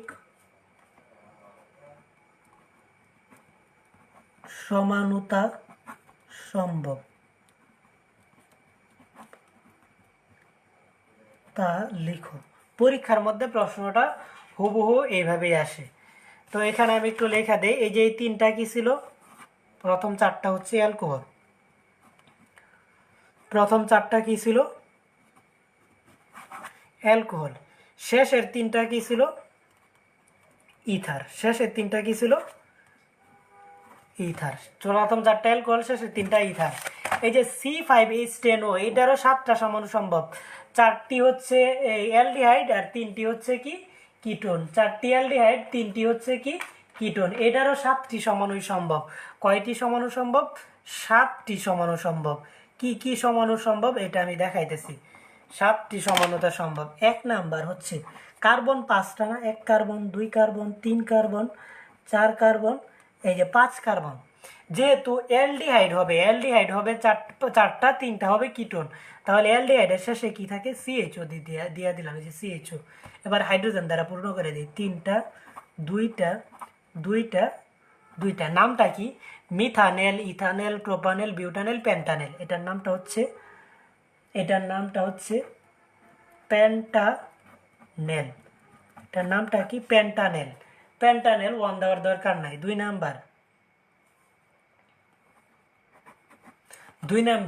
2 নাম্বারে দেখো যে এইটাকে আমি এবার দেব কার্বন, দেব 4টা কার্বন দিলাম না, শেষে কি দেব, CHOটা দিয়ে দেব। এখানে আমি একটা মিথাইল মূলক দিয়ে দেবো, যে CH3 দিয়ে দিলাম। এখানে আমি কি করলাম, একটা CH3 দিয়ে দিলাম। এবার হাইড্রোজেন দ্বারা পূর্ণ করি, CH3 CH2, এখানে লাগে একটা। এটার নামটা কি হয়ে যাবে, এই যে এটা হচ্ছে কি সর্বোচ্চ শিকল। সর্বোচ্চ শিকলে কার্বন কয়টা, মিথানেল, ইথানেল, প্রোপানেল, বিউটানেল, এই যে বিউটানেল, এই যে বিউটানেল। হ্যাঁ, এবার গণনা করব। এমনভাবে গণনা করতে হবে যেন কার্যকরীমূলক সর্বনিম্ন স্থানে থাকে। অ্যালকেন ব্যতীত অন্য যে কোনো যৌগের ক্ষেত্রে একবার গণনা করি।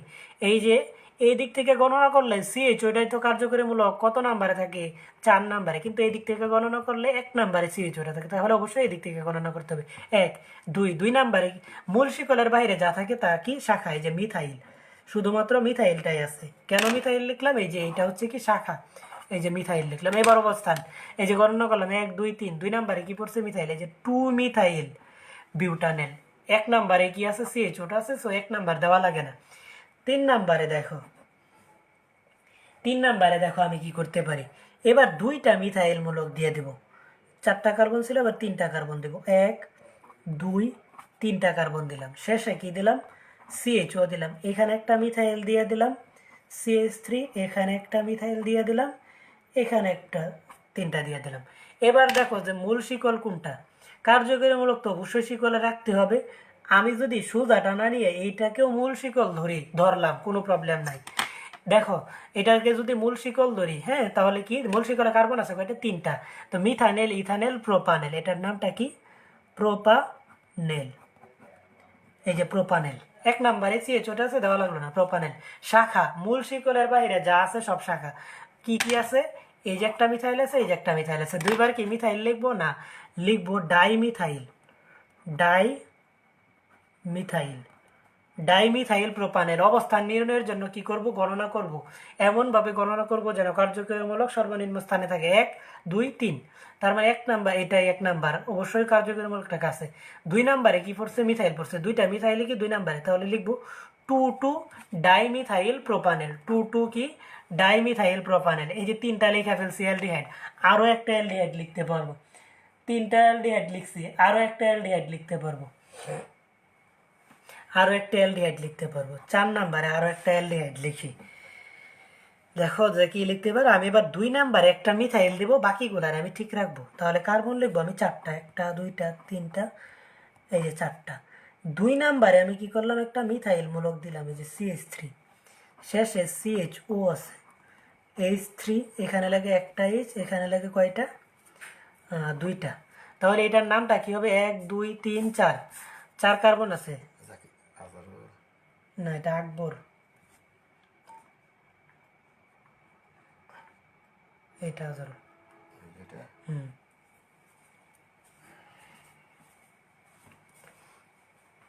CHO।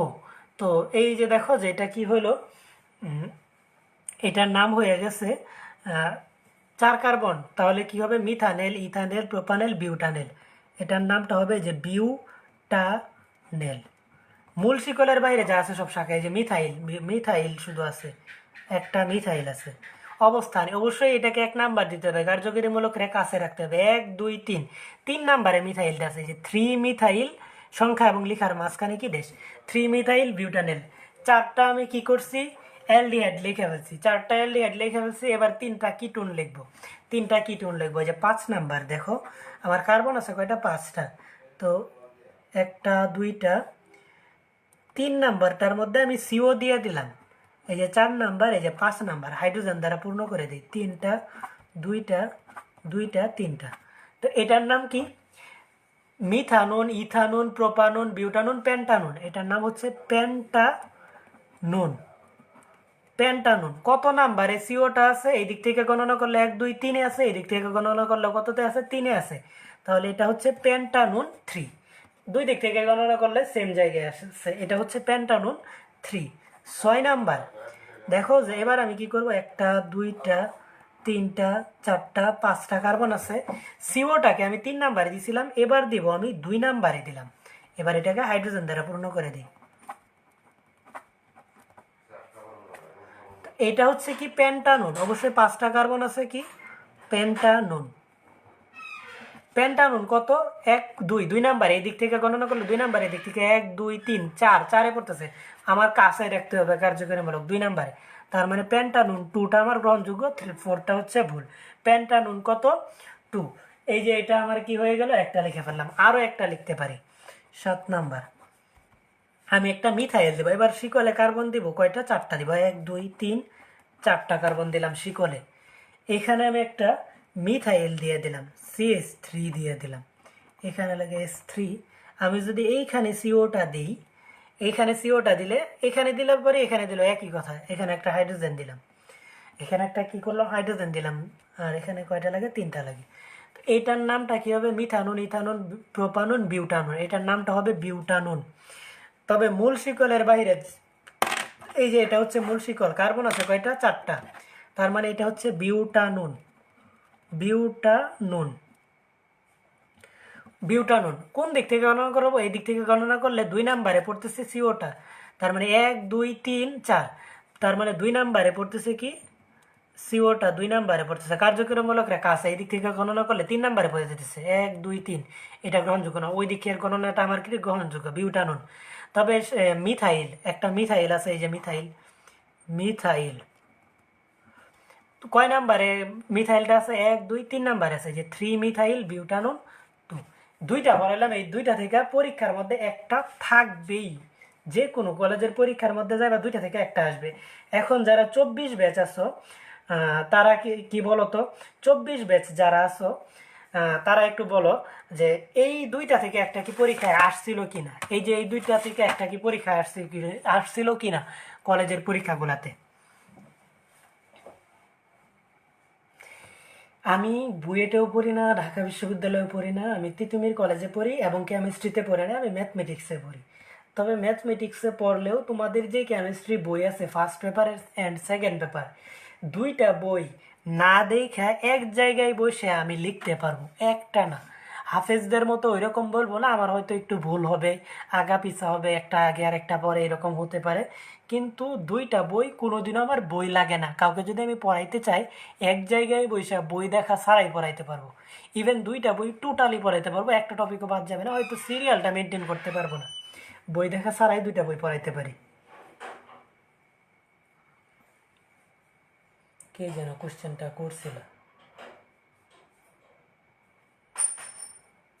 জুবাইর না, আবার রিপ্লাই দিয়ে দিয়েছে হামিদুল ইসলাম। ঠিক আছে, আশা করি বুঝাইতে পারছি। সমানতা, হ্যাঁ। তো এই যে সমানতা, এটা তো মনে করো যে যারা নতুন আছে, আমি 4 নাম্বার ক্লাসে বিক্রিয়া শুরু করব, তার আগে আমি একটু এর আগে একটু 25 27 জন আছে, যদি একটু ফিডব্যাকটা দিয়ে দিতা। কেমিস্ট্রি সাবজেক্টে ব্যাচ কত, এইচএসসি কত সালে দিছিল সে? কেমিস্ট্রি, যারা কেমিস্ট্রি তাদের সাথে আবার আমাদের ফিজিক্স ক্লাস হয়। আমরা তো যে ম্যাথের নন মেজর হিসেবে ফিজিক্স ক্লাস করছি first year and second paper. তো যারা এই যারা মনে করো যে ম্যাথেরও ফিজিক্স থাকে, কেমিস্ট্রিরও ফিজিক্স থাকে, তো আমাদের দুই ফিজিক্সের একসাথে করে ক্লাস নিত। কোর্স দিলে ভর্তি হবে কে কে? First paper and second paper, cycle 1 এবং সাইকেল 2 দিব। 20-এ দিছে, তার মানে আমার সাথে হয়তো তোমার কি বোন নাকি ভাই, কাজিন কি বোন নাকি ভাই? যদি আমি তেমন ক্লাস করি নাই, তবে হয়তো একই রুমে মানে ক্লাস করার মতন হয়তো 2-1 দিন গেছি। পিডিএফ দিব, যারা যারা শেয়ার করছো তাদেরকে অবশ্যই পিডিএফটা দিব। এই যে এতক্ষণ যা বুঝাইলাম তা বুঝতে পারছো কিনা একটু যদি কমেন্টে জানাই দিতা, আমার জন্য অনেক ভালো হইতো। আমি আর মাত্র 2টা পৃষ্ঠা পড়াইবো, আমি আর মাত্র 2টা পৃষ্ঠা 3টা পৃষ্ঠা পড়াইবো, আর মাত্র 2-3টা পৃষ্ঠা পড়াইবো। বাজে কত? 10টা 14, বিশেষ শেষ করতে পারবো না, 30 বাইজে যাবে, আর 15 মিনিট সময় লাগবে। যদি বুঝা থাকো তাহলে একটু কমেন্টে জানাই দাও, আর 15 মিনিট 3টা পৃষ্ঠা পড়াই দিই, 2-3 পৃষ্ঠা হবে। কেন্দ্রাকর্ষী বিকারক, ইলেকট্রনাকর্ষী বিকারক, তারপরে হচ্ছে অ্যালকাইলের স্থায়িত্বের ক্রম, এগুলা পড়াই দিব। কেন্দ্রাকর্ষী বিকারক,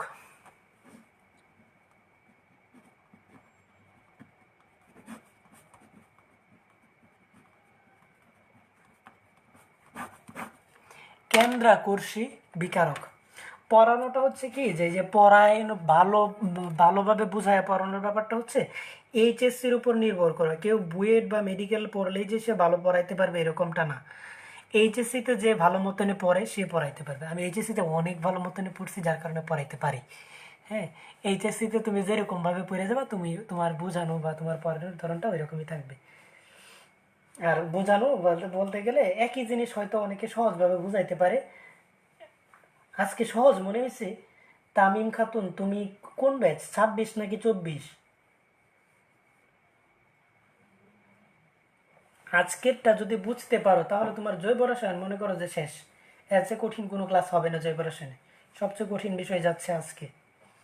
কেন্দ্রাকর্ষী বিকারক এবং ইলেকট্রনাকর্ষী বিকারক। কেন্দ্রাকর্ষী বিকারক কেন্দ্রকে আকর্ষণ করে যেই বিকারক, কেন্দ্রকে আকর্ষণ করে যেই বিকারক, কেন্দ্রকে আকর্ষণ করে যেই বিকারক, কেন্দ্রাকর্ষী বিকারক কেন্দ্রকে আকর্ষণ করে যেই বিকারক নিজে ঋণাত্মক, কেন্দ্রাকর্ষী বিকারক নিজে কি ঋণাত্মক, নিজে ঋণাত্মক, নিজে কি ঋণাত্মক। কেন্দ্রাকর্ষী বিকারক কেন্দ্রকে আকর্ষণ করে যেই বিকারক, কেন্দ্রাকর্ষী বিকারক নিজে হচ্ছে কি ঋণাত্মক, কেন্দ্রাকর্ষী বিকারক নিজে হচ্ছে কি ঋণাত্মক। সকল অ্যানায়ন, অ্যানায়ন মানে কি ইলেকট্রন গ্রহণ করে যারা, সকল অ্যানায়ন এবং মুক্তজোর, মুক্তজোর ইলেকট্রন বিশিষ্ট যৌগ,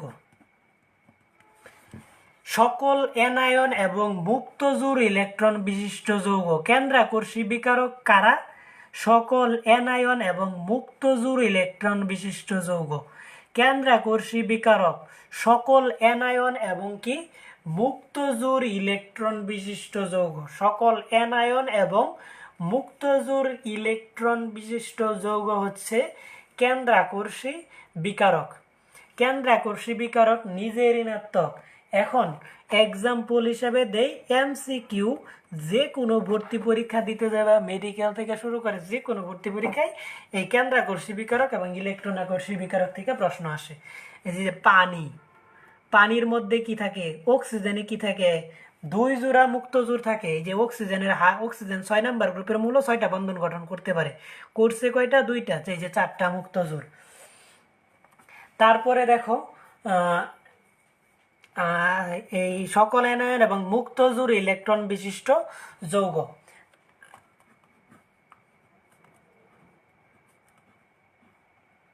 আর ওএইচ, এই অক্সিজেনেরও কি থাকে? 2টা বন্ধন গঠন করছে, 2টা কি থাকে? মুক্তজোর থাকে। এই যে এটা হচ্ছে কি কেন্দ্রাকর্ষী বিকারক। অ্যামোনিয়া NH3, নাইট্রোজেন 7 নাম্বার গ্রুপের মৌল, 3টা গঠন করছে। হ্যাঁ, নাইট্রোজেন কত? 7 না 5 নাম্বার গ্রুপের মৌল, ঠিক না? আধুনিক পর্যায়ে 5টা বন্ধন গঠন করতে পারে, 3টা করছে, 2 জোড়া কি 1 জোড়া মুক্তজোর, এই যে 2টা মুক্তজোর। এইগুলো হচ্ছে কি কেন্দ্রাকর্ষী বিকারক। কেন্দ্রাকর্ষী বিকারক বা নিউক্লিওফাইল, কেন্দ্রাকর্ষী বিকারক এইগুলো হচ্ছে কেন্দ্রাকর্ষী বিকারক বা নিউক্লিওফাইল। তোমার কেমনে আসে পরীক্ষায় আমি বলতেছি, নিউক্লিওফাইল। নিউক্লিওফাইল মানে হচ্ছে NU মাইনাস, নিউক্লিওফাইল মানে হচ্ছে কি NU মাইনাস, নিউক্লিওফাইল মানে হচ্ছে NU মাইনাস, নিউক্লিওফাইল মানে হচ্ছে NU মাইনাস, নিউক্লিওফাইল মানে কি NU মাইনাস। কেন্দ্রাকর্ষী বিকারক বা নিউক্লিওফাইল তোমার পরীক্ষায় আসবে যে নিচের কোনটি নিউক্লিওফাইল। অপশনে দেখবা যে অ্যামোনিয়া থাকবে, আরও 3টা অপশন থাকবে, তখন তোমার বুঝতে হবে এটা হচ্ছে নিউক্লিওফাইল বা কেন্দ্রাকর্ষী বিকারক। বা বলবে যে কেন্দ্রাকর্ষী বিকারক নিচের কোনটি, তো অপশনে পানি থাকবে, আরও 3টা যৌগ থাকবে। আমি যেই বছর ভর্তি পরীক্ষা দিয়েছিলাম, গুচ্ছ ভর্তি পরীক্ষা আসছিল, এই যে বাইশটা বিশ্ববিদ্যালয় ভর্তি পরীক্ষায়, যে নিচের কোনটি নিউক্লিওফাইল, তো পানিটাও অপশনে ছিল, আরও 3টা অপশন ছিল। সো পানিটা সঠিক, এটা আনসারটা ছিল। নিউক্লিওফাইল কোনটা এক্সাম্পল দিয়ে দেখাই দিলাম। জাহাঙ্গীরনগরে তো মাস্ট বি একটা প্রশ্ন আসে এইগুলা থেকে। এরপর হচ্ছে কেন্দ্রাকর্ষী বিকারক বা নিউক্লিওফাইল গেল। ইলেকট্রন আকর্ষী বিকারক, ইলেকট্রন আকর্ষী বিকারক, ইলেকট্রন আকর্ষী বিকারক ইলেকট্রনকে আকর্ষণ করে যে বিকারক, ইলেকট্রনকে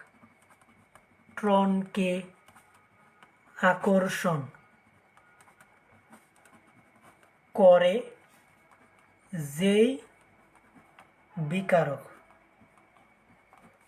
ইলেকট্রনকে আকর্ষণ করে যেই বিকারক, ইলেকট্রনকে আকর্ষণ করে যেই বিকারক সে হচ্ছে কি ইলেকট্রন আকর্ষী বিকারক। ইলেকট্রনকে আকর্ষণ করে যেই বিকারক, ইলেকট্রন আকর্ষী বিকারক নিজে হচ্ছে ধনাত্মক। ইলেকট্রন যে আকর্ষণ করে সে নিজে হচ্ছে কি ধনাত্মক, নিজে ধনাত্মক। আর কেন্দ্র আকর্ষী বিকারক নিজে ঋণাত্মক। ইলেকট্রন আকর্ষী বিকারক নিজে কি ধনাত্মক। সকল ক্যাটায়ন, সকল ক্যাটায়ন এবং সকল ক্যাটায়ন এবং অষ্টক অপূর্ণ যৌগ, অষ্টক অপূর্ণ যৌগ যেমন সকল ক্যাটায়ন এবং অষ্টক অপূর্ণ যৌগ যেরকম SO3, মেডিকেল ভর্তি পরীক্ষায় আসছিল আমাদের সময় যে নিচের কোনটি আসছিল, নিচের কোনটি ইলেকট্রোফাইল। তো ইলেকট্রোফাইলের মধ্যে SO3, boron trifluoride BF3, FeCl3, fluorine trichloride, BeCl2, beryllium chloride, তারপর হচ্ছে অ্যালুমিনিয়াম ক্লোরাইড। এটা যে ইউতে আসছিল আমাদের সময় যে নিচের কোনটি ইলেকট্রন আকর্ষী বিকারক। ইলেকট্রন আকর্ষী বিকারককে ইলেকট্রোফাইল বলা হয়। ইলেকট্রন আকর্ষী বিকারককে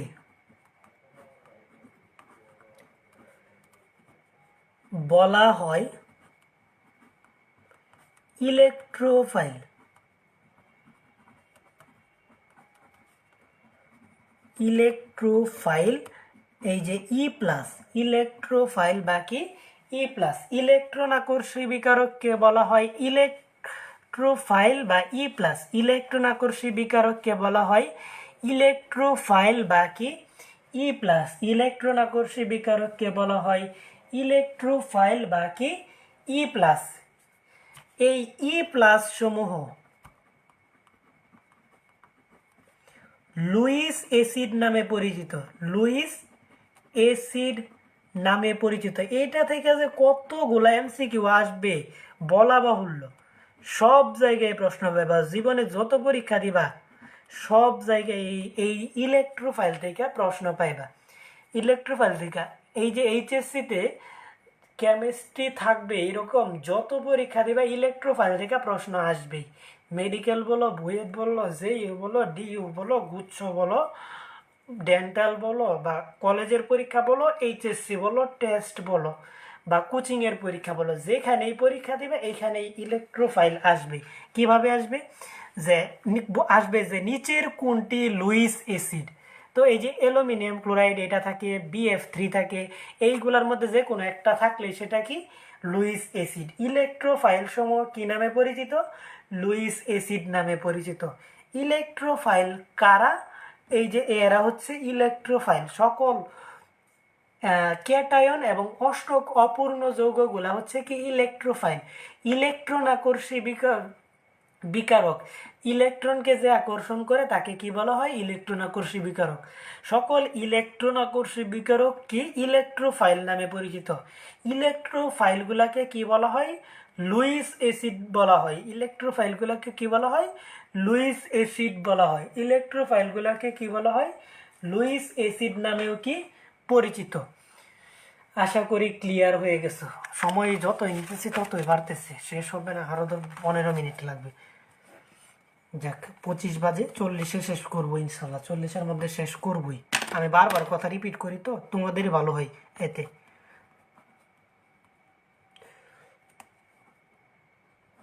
তড়িৎ ঋণাত্মকতা, এটা তোমরা SSC-তে পড়ছো। তড়িৎ ঋণাত্মকতা সমযোজী বন্ধনে শেয়ারকৃত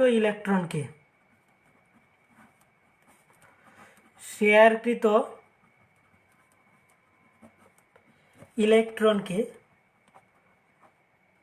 নিজের দিকে টেনে নেওয়ার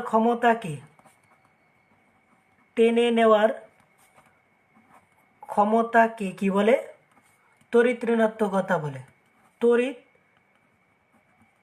ঋণাত্মকতা বলে। এক্সাম্পল দেব, সারা জীবন মনে রাখতে পারবে। সমযোজী বন্ধন মানে কি? দুইজনে ইলেকট্রন কি করবে? গ্রহণ করার চেষ্টা করবে। দুইজনে ইলেকট্রন কি করবে? দুইজনে ইলেকট্রন গ্রহণ করবে, কেউ দান করতে চাইবে না। তো দুইজনে কি করবে? শেয়ার করবে। যেহেতু দুইজনেই মানে গ্রহণ করবে, কেউ দান করবে না, যদি একজন দান করতো আর একজন গ্রহণ করতো তাহলে সেটা আয়নিক বন্ধন হতো। সমযোজী যৌগ কি? যে দুইজনে ইলেকট্রন শেয়ারের মাধ্যমে যে যৌগ গঠন করে বা যে বন্ধন গঠন করে তাকে সমযোজী বন্ধন বা সমযোজী যৌগ।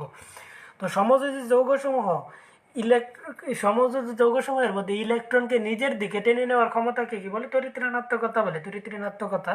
ধরো প্রচন্ড শীতের মধ্যে তোমাকে এবং তোমার 2 বছরের ছোট ভাইকে তোমার আম্মু একটা কাঁথা দিয়ে সোয়েটার দিল। হ্যাঁ, একটা কাঁথা দিল তোমাকে এবং তোমার ভাইয়ের জন্য। তোমার ভাইটার বয়স হচ্ছে 2 বছর আর তোমার বয়স হচ্ছে 16 বছর। তো শুরুতে তুমি যদি একটু মায়া করো, মায়া করে তোমার বাইরে কাঁথাটা দিবা, কিন্তু রাতে যখন কনকনে শীত লাগবে, প্রচণ্ড শীত লাগবে, তখন তুমি কাঁথাটারে কি করবা? নিজের দিকে টাইনা নিয়ে আসা পারবে। এটা হচ্ছে তোমার ক্ষমতার কারণে তুমি টাইনা নিয়ে আসা পড়তে পারতেছো। এইরকম পানি আছে না, H2O, এই যে H2O, অক্সিজেনের তড়িৎ ঋণাত্মকতার মান হচ্ছে 3.5, হাইড্রোজেনের হচ্ছে 2.1। এই মানগুলো মুখস্থ বলতেছি পরে। তো এরা যখন যৌগ গঠন করে, এই যে দেখো, এই যে অক্সিজেনের প্রথম কক্ষপথে কয়টা থাকে? 2টা। দ্বিতীয় কক্ষপথে কয়টা থাকবে? 6টা না? এই যে দেখো 2টা, এই যে 4টা, 6টা কীরকম থাকে? এই যে একটা, এই যে একটা। তো একই করে একটা হাইড্রোজেনের সাথে কি হয়? যুক্ত হয়। এই যে একটা হাইড্রোজেনের সাথে যুক্ত হয়। তো হাইড্রোজেনের নিউক্লিয়াসটা এইদিকে থাকে। এই যে হাইড্রোজেনের শেয়ারকৃত ইলেকট্রনটা কি করে? সে নিজের দিকে টাইনা নিয়ে আসা পড়ে। এই যে দেখো নিউক্লিয়াস হাইড্রোজেনের ইলেকট্রনটাকে কি করে? সে নিজের দিকে টাইনা নিয়ে আসা পড়ে। কারণ কি? অক্সিজেনের তড়িৎ ঋণাত্মকতা বেশি। হচ্ছে কি, অক্সিজেন তড়িৎ ঋণাত্মকতা বেশি হওয়ার কারণে শেয়ারকৃত যে ইলেকট্রনটা, এই যে ইলেকট্রনটা শেয়ার করছে, এই ইলেকট্রনটা হাইড্রোজেন থেকে সে নিজের দিকে কাছে নিয়ে এসে পড়ছে। এই শেয়ারকৃত ইলেকট্রন নিজের দিকে টেনে নেওয়ার ক্ষমতাকে কি বলা হয়? তড়িৎ ঋণাত্মকতা বলা হয়। 1, 2, 3 তিনটা একসাথে পিডিএফ দিয়ে দেবো। আজকেরটা সহ তিনটা একসাথে পিডিএফ দেবো। যাদেরকে দিব তিনটাই দিব। 1, 2, 3 এবং পিক পোস্ট করব। পিডিএফ আমার ইনবক্সে নিতে পারবা। আচ্ছা, সমযোজী বন্ধনে শেয়ারকৃত ইলেকট্রনকে নিজের দিকে টেনে নেওয়ার ক্ষমতাকে কি বলে? তড়িৎ ঋণাত্মকতা বলে। কয়েকটা তড়িৎ ঋণাত্মকতার মান মুখস্থ করবা। Carbon, nitrogen, oxygen, fluorine. হ্যাঁ, এরপরে হচ্ছে ক্লোরিন, ব্রোমিন, আয়োডিন, সালফার। তো ফ্লোরিনের তড়িৎ ঋণাত্মকতার মান সবচেয়ে বেশি, 4। এর হচ্ছে 3.5, এর হচ্ছে 3, এর হচ্ছে 2.5। সালফারেরও 2.5, আয়োডিনেরও 2.5, ব্রোমিনের হচ্ছে 2.8, হাইড্রোজেন উপরে আছে, হাইড্রোজেনেরও 2.8 তড়িৎ ঋণাত্মকতার মান। ক্লোরিনের হচ্ছে কত? 3। এই যে এই মানগুলো তুমি তড়িৎ ঋণাত্মকতার এই মানগুলো তোমার মুখস্থ রাখতে হবে, আর কিছু রাখতে হবে না। এই কয়টা মান মুখস্থ রাখলে হবে, এই তড়িৎ ঋণাত্মকতার মানগুলো। এর মধ্যে দেখা যায় কার্বন, সালফার আর কি আয়োডিন, তিনজনেরই 2.5। সবচেয়ে বেশি কার? ফ্লোরিনের ফ্লোরিনের হচ্ছে 4, আর ক্লোরিনের হচ্ছে 3, অক্সিজেনের 3.5, নাইট্রোজেনের 3, নাইট্রোজেন এবং ক্লোরিনের কি সেম, হাইড্রোজেনের 2.8, ব্রোমিনেরও 2.8। এই যে হাইড্রোজেন আর ব্রোমিন সেম। তারপরে কি নাইট্রোজেন আর কি ক্লোরিন সেম। এই যে এই কয়েকটা মান হলেই হবে। এখন একটা বিষয় দেখাবো, সুষম বিভাজন আর বিষম বিভাজন। সুষম বিভাজন, সুষম বিভাজন। মনে করো যে এই যে hydrogen H2, H bond H, এটা এখানে এই হাইড্রোজেনের তড়িৎ ঋণাত্মকতার মানও 2.1, এর তড়িৎ ঋণাত্মকতার মান 2.1। তাহলে এখানে কি ঘটছে? সুষম বিভাজন। সুষম বিভাজনের ফলে ফ্রি রেডিকেল গঠিত হয়। সুষম বিভাজনের ফলে কি গঠিত হয়? না, সুষম বিভাজনে ফ্রি রেডিকেল,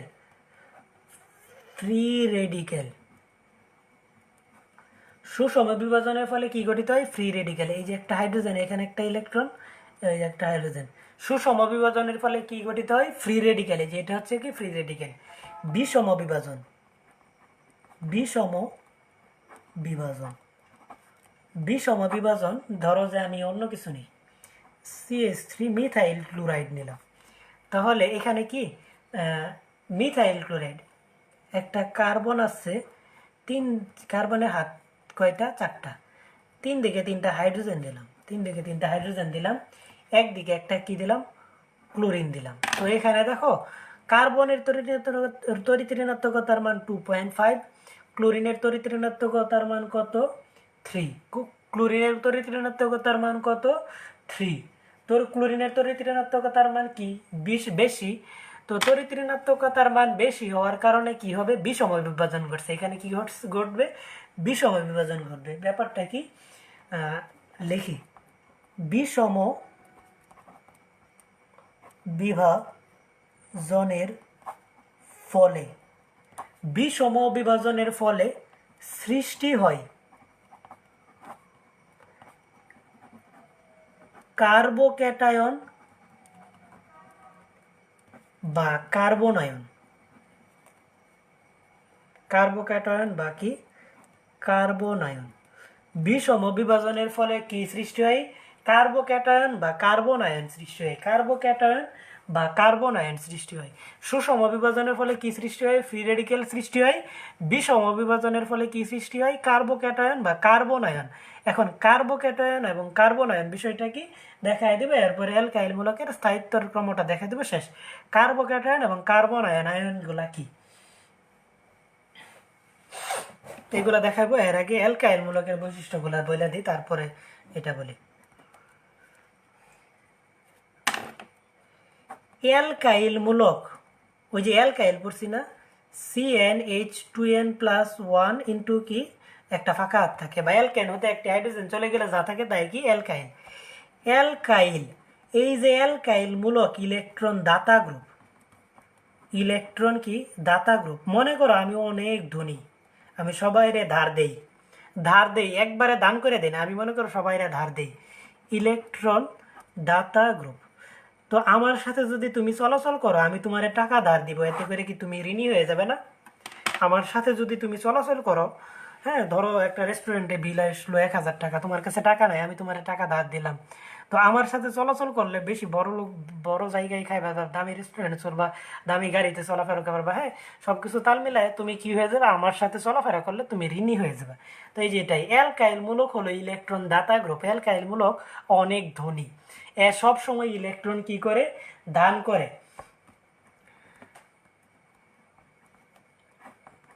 অ্যালকাইল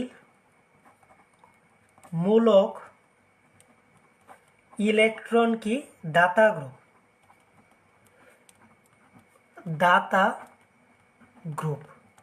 এগুলো যুক্ত থাকলে, এগুলো যুক্ত থাকলে কার্বনের, কার্বনের ধনাত্মক চার্জের পরিমাণ কমবে, কারণ ইলেকট্রন গ্রহণ করে কিসে পরিণত হয়? ঋণাত্মক। তুমি যদি গ্রহণ করো তাহলে তুমি মাইনাস হয়ে যাবে না? অ্যালকাইল মূলক যদি থাকে তাহলে অ্যালকাইল মূলক ইলেকট্রন দান করে, তুমি ইলেকট্রন গ্রহণ করো, যার কারণে তুমি কি হয়ে যাবে? ঋণাত্মক হয়ে যাবে। অ্যালকাইল মূলক ইলেকট্রন দাতা গ্রুপ এগুলো যুক্ত থাকলে কার্বনের ধনাত্মক চার্জের পরিমাণ কমে। ধনাত্মক চার্জের পরিমাণ কি হয়? কমে যায়, পরিমাণ কমে। এবং ঋণাত্মক চার্জের পরিমাণ কি? বাড়ে। আশা করি ব্যাপারটা বুঝাইতে পারছি। না বুঝতে পারলে এন লিখো, আমি আবার বলবো, বুঝতে পারবা। আর বুঝতে পারলে ওয়াই লিখো। ঋণাত্মক চার্জের পরিমাণ বৃদ্ধি পায়। অ্যালকাইল মূলক ইলেকট্রন দাতা গ্রুপ, অ্যালকাইল মূলক যুক্ত থাকলে কার্বনের ধনাত্মক চার্জ কমে, ঋণাত্মক চার্জ কি? বাড়ে। ইলেকট্রন দিতেছে, তার মানে কার্বন ইলেকট্রন গ্রহণ করতেছে, গ্রহণ করলে কি হবে? কার্বনের ধনাত্মক কমবে, ঋণাত্মক কি হবে? ঋণাত্মক কি হবে? বাড়বে। 3টা স্টার দিয়ে একটা কথা লিখো। চার্জ যেখানে বেশি, চার্জ যেখানে বেশি, স্থায়িত্ব সেখানে কম।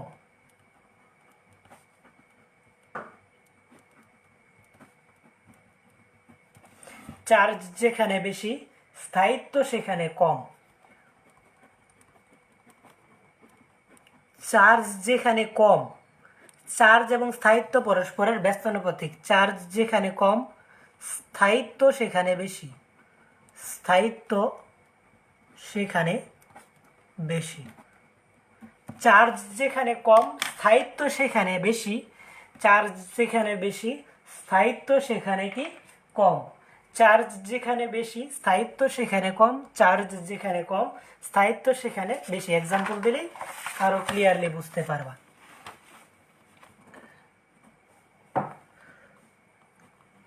কার্বোক্যাটায়ন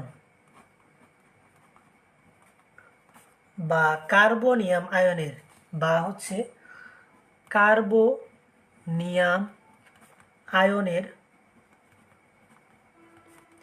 স্থায়িত্বের ক্রম।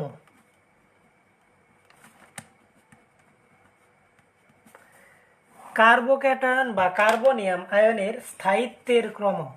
কার্বোক্যাটায়ন, লাস্ট আর 5 মিনিট। কার্বোক্যাটায়ন বা কার্বনিয়াম আয়নের স্থায়িত্বের ক্রম। কার্বোক্যাটায়ন বা কার্বনিয়াম আয়নের স্থায়িত্বের ক্রম।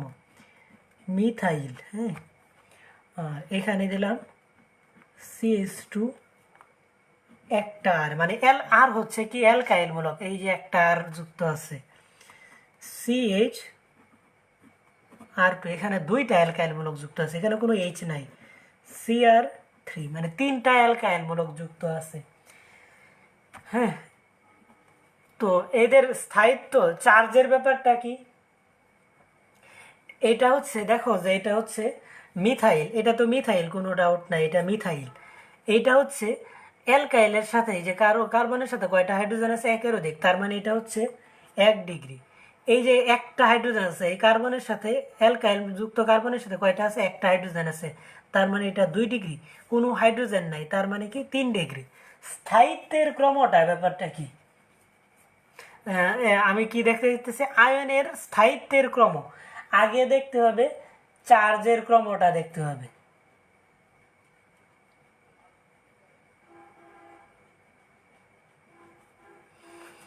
অ্যালকাইল মূলক যুক্ত থাকলে কার্বনের কি হয়, এই যে এই কার্বনটা কি হয় প্লাস, এখানে প্রত্যেকটা কার্বন কি প্লাস। অ্যালকাইল মূলক যুক্ত থাকলে কার্বনের ধনাত্মক চার্জ কমে, তার মানে এখানে কার ধনাত্মক চার্জ সবচেয়ে কম, এর ধনাত্মক চার্জ সবচেয়ে কম। চার্জ যেখানে কম, স্থায়িত্ব সেখানে কি বেশি, এর স্থায়িত্ব সবচেয়ে বেশি। বুঝতে পারছো? অ্যালকাইল মূলক যুক্ত থাকলে কার্বনের কি হয়, ধনাত্মক চার্জের পরিমাণ কমে, ঋণাত্মক চার্জের পরিমাণ কি বাড়ে।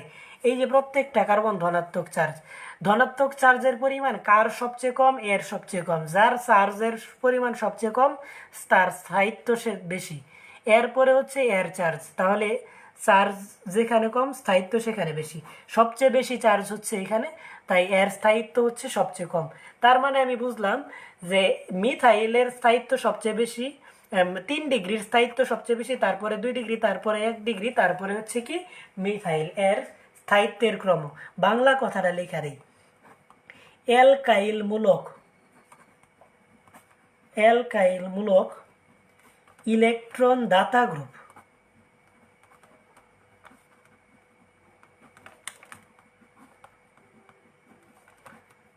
অ্যালকাইল মূলক যুক্ত থাকলে,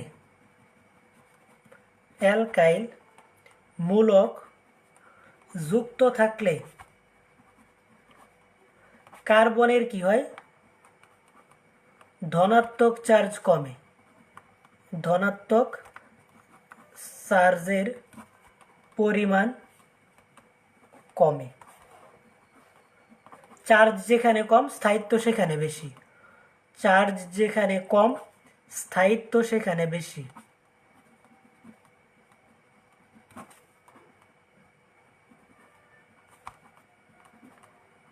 কোথায় চার্জ কম, যেখানে বেশি অ্যালকাইল মূলক যুক্ত আছে তার ধনাত্মক চার্জের পরিমাণ সবচেয়ে কম, তাই এর স্থায়িত্ব বেশি। চার্জ যেখানে কম, স্থায়িত্ব সেখানে বেশি। এই ক্রমটা সৃজনশীল প্রশ্নে আসে, অ্যালকাইলের সৃজনশীলের মধ্যে এইগুলো আসে। আর একটা আছে কার্বোক্যাটায়ন বা কার্বনিয়াম আয়নের স্থায়িত্বের ক্রম দেখালাম লাস্ট, এটা কার্বনিয়াম আয়নের স্থায়িত্বের ক্রম না, এটা হচ্ছে কার্বনিয়াম,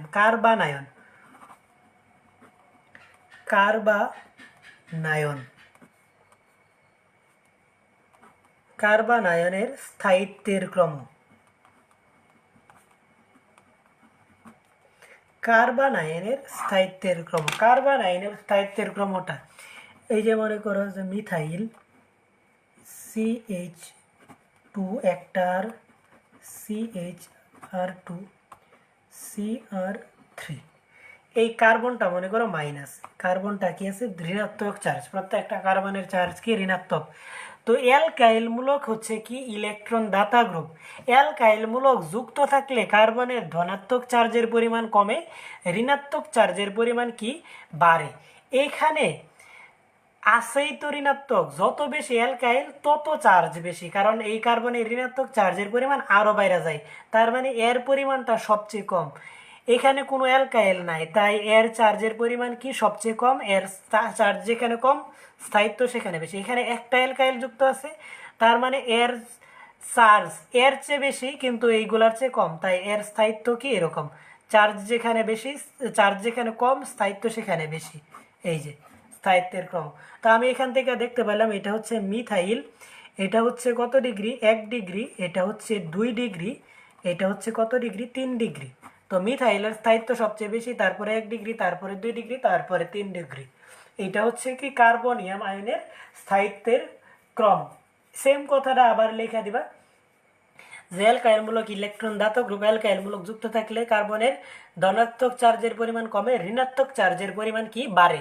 চার্জ যেখানে কম স্থায়িত্ব সেখানে বেশি। এখানে চার্জ সবচেয়ে বেশি কার এর, কারণ এখানে 3টা অ্যালকাইলমূলক যুক্ত আছে, তাই আর কি স্থায়িত্বের ক্রম।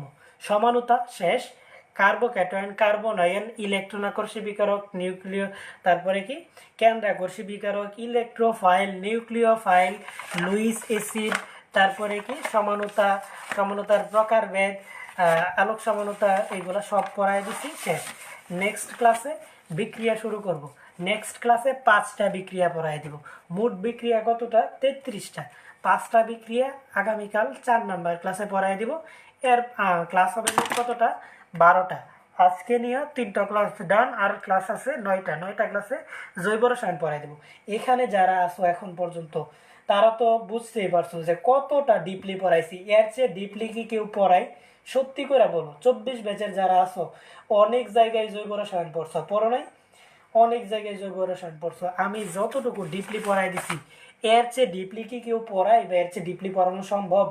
এই যে আমি নাম না বলি, ইউটিউবে 80টা 90টা 50টা 60টা করে লেকচার দেওয়া থাকে জৈব রসায়নের, তারা কি এর চেয়ে ডিপলি পড়ায়? আমার তো মনে হয় না এর চেয়ে ডিপলি পড়ায়।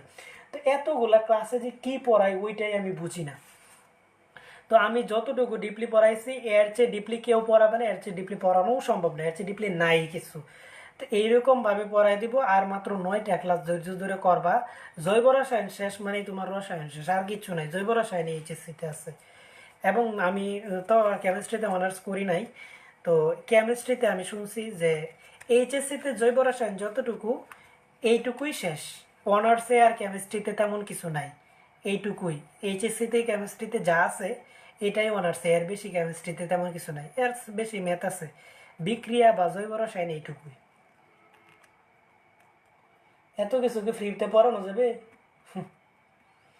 রেকর্ডেড আছে, চাইলে কোর্স কিনতে পারো। হ্যাঁ, রেকর্ড করা আছে। তড়িৎ রসায়ন 4 ক্লাস 150 টাকা।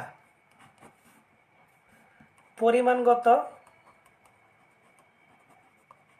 হ্যাঁ পরিমাণগত 7 ক্লাস 500 টাকা। পরিমাণগত কিনলে আরও একটা ফ্রি দিব, গুণগত রসায়ন। আচ্ছা ঠিক আছে, আল্লাহ হাফেজ। আগামীকাল 4 নাম্বার ক্লাসে জয়েন করো।